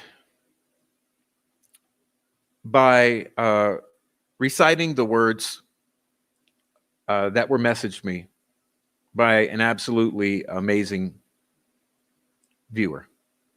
Okay?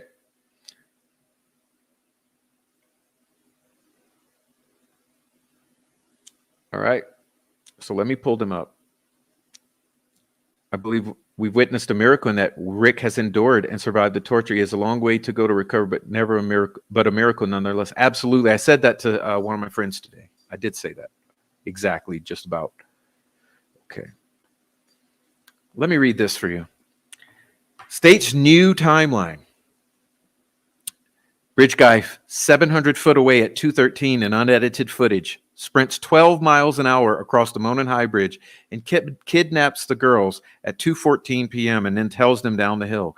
He gets spooked by Weber in his white van on a private drive at around 2:32 p.m.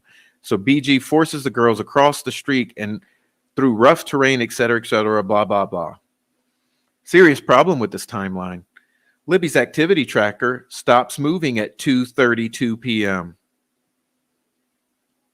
Would someone panic, abort a sexual assault, and then spend an hour crossing a frigid creek with two victims, unaliving the two victims, redressing, dragging 20 to 40 feet, doing the F-tree, staging, posing, placing intricate branches in the form of bind runes? Who would choose a box knife over a bunch of regular knives at their disposal, or say a gun in a hunting area, which is quicker with less of a chance of screaming or an escape or a physical altercation? No screaming or physical fighting with two victims? Some people actually speculate the girls didn't know anything was wrong until the last second. Being forced to cross an ice-cold creek by gunpoint wouldn't alarm them? Fun fact. Fig Solves made a video in April of 2024 about Weber coming up the private drive in his white van before this was public knowledge. Unless someone knows something I don't, which is possible. I keep updating the absurdity as they keep shifting the timeline. For years, it was always Weber was servicing his ATMs and then went to check on his mom's house, and who is a snowbird and in Arizona for the winter, and arrived on a private drive around 3:30.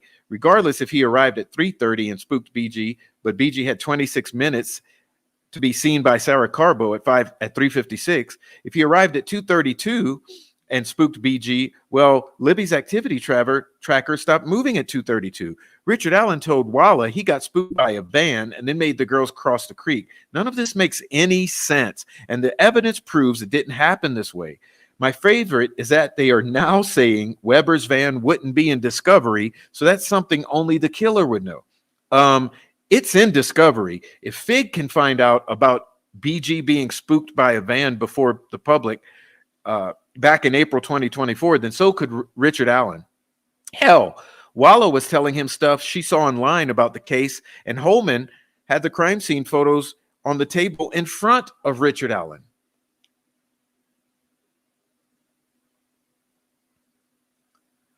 I had everything laid out yesterday, not having a single clue what Harshman would testify to today. He testified regarding Richard Allen's claim to the psychologist of being interrupted by a van. Harshman says only Libby, Abby, and the killer would have seen a van that day. The van hadn't been mentioned by RA until the 8:23 report from the psychologist. Harshman said he didn't read that report until a year later, in August 2024. Harshman said he had not seen anything about the van until he read that report at that point. At that point, he investigated Weber and his vehicle. In that investigation, he got the timetable from Weber on when his vehicle would have been in the area, lining up with the time of the killings. Harshman said he looked through police reports and found no mentions of the van, so it wouldn't have been in Discovery for Allen to read about before his confession. On cross, Razi asked Harshman if he were aware there were hundreds of tips that had been called in regarding a van. Harshman did not go through all the tips. Excuse me, Harshman, Fig knew Bridge Guy was spooked by a van driven by Weber on the private drive before he made his video about it on April 29th, 2024.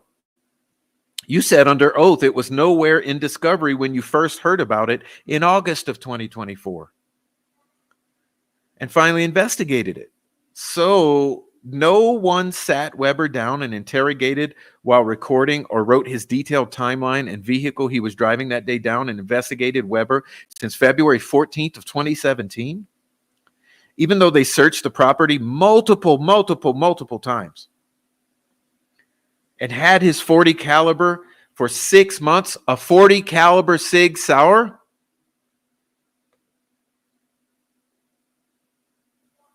Was Brad Weber a reloader?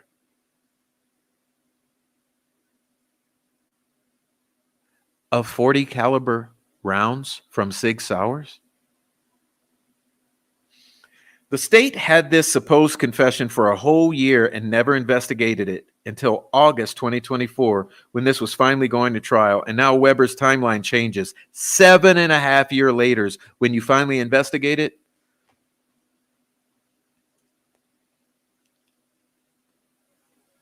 Well, Weber and Walla were subpoenaed.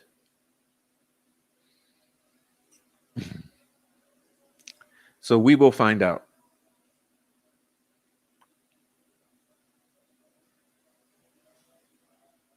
So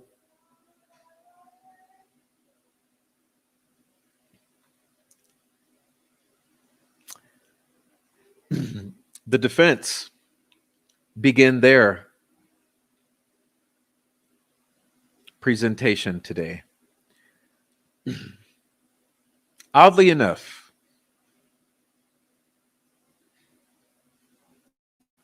on October 31st, 2024,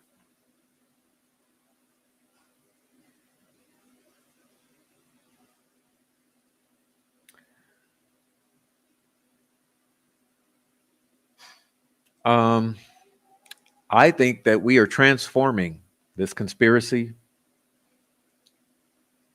into a revelation. And so I ask you all to be very optimistic. Be optimistic. This is a time for optimism.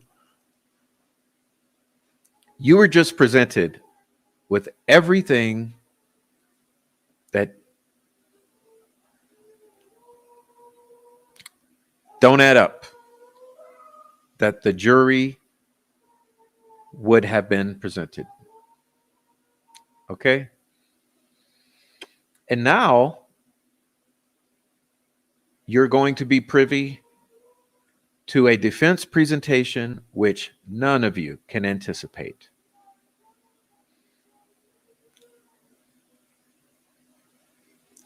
All right? I give you my word.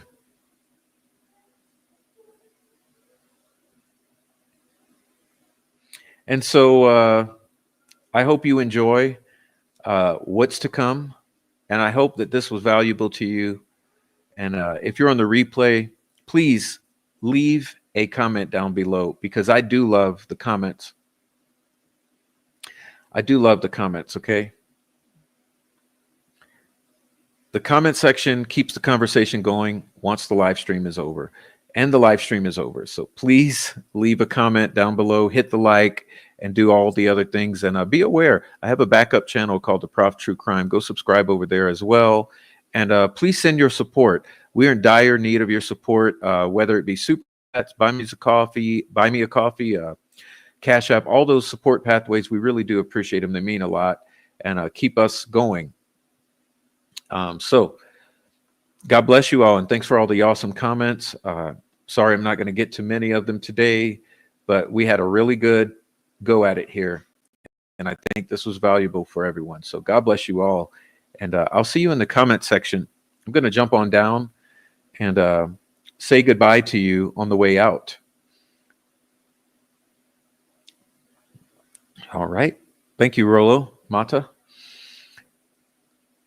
Thank you. Thank you for becoming a member. We appreciate you, and welcome here. Welcome to us. Right. Big solves nothing. Gray pubes are two bats of Delphi. The family is absolutely involved. We know who the real grifters are. Amen, brother. Prof. Justice for the girls. Thank you, Shelby. Thank you, Vladimir. Thank you for watching from Germany. We appreciate you. Good night to all. God bless to all. Okay. Thank you, Cromley. All right. So take care, everyone, and I'll see you in the chat momentarily. I do love you all, and God bless Libby and Abby, and God bless all of you. And again, pray for Joe Lewis. I dedicated this show to Joe Lewis. It's for you, brother. I hope you feel better and get some rest, okay? We love you, Joe.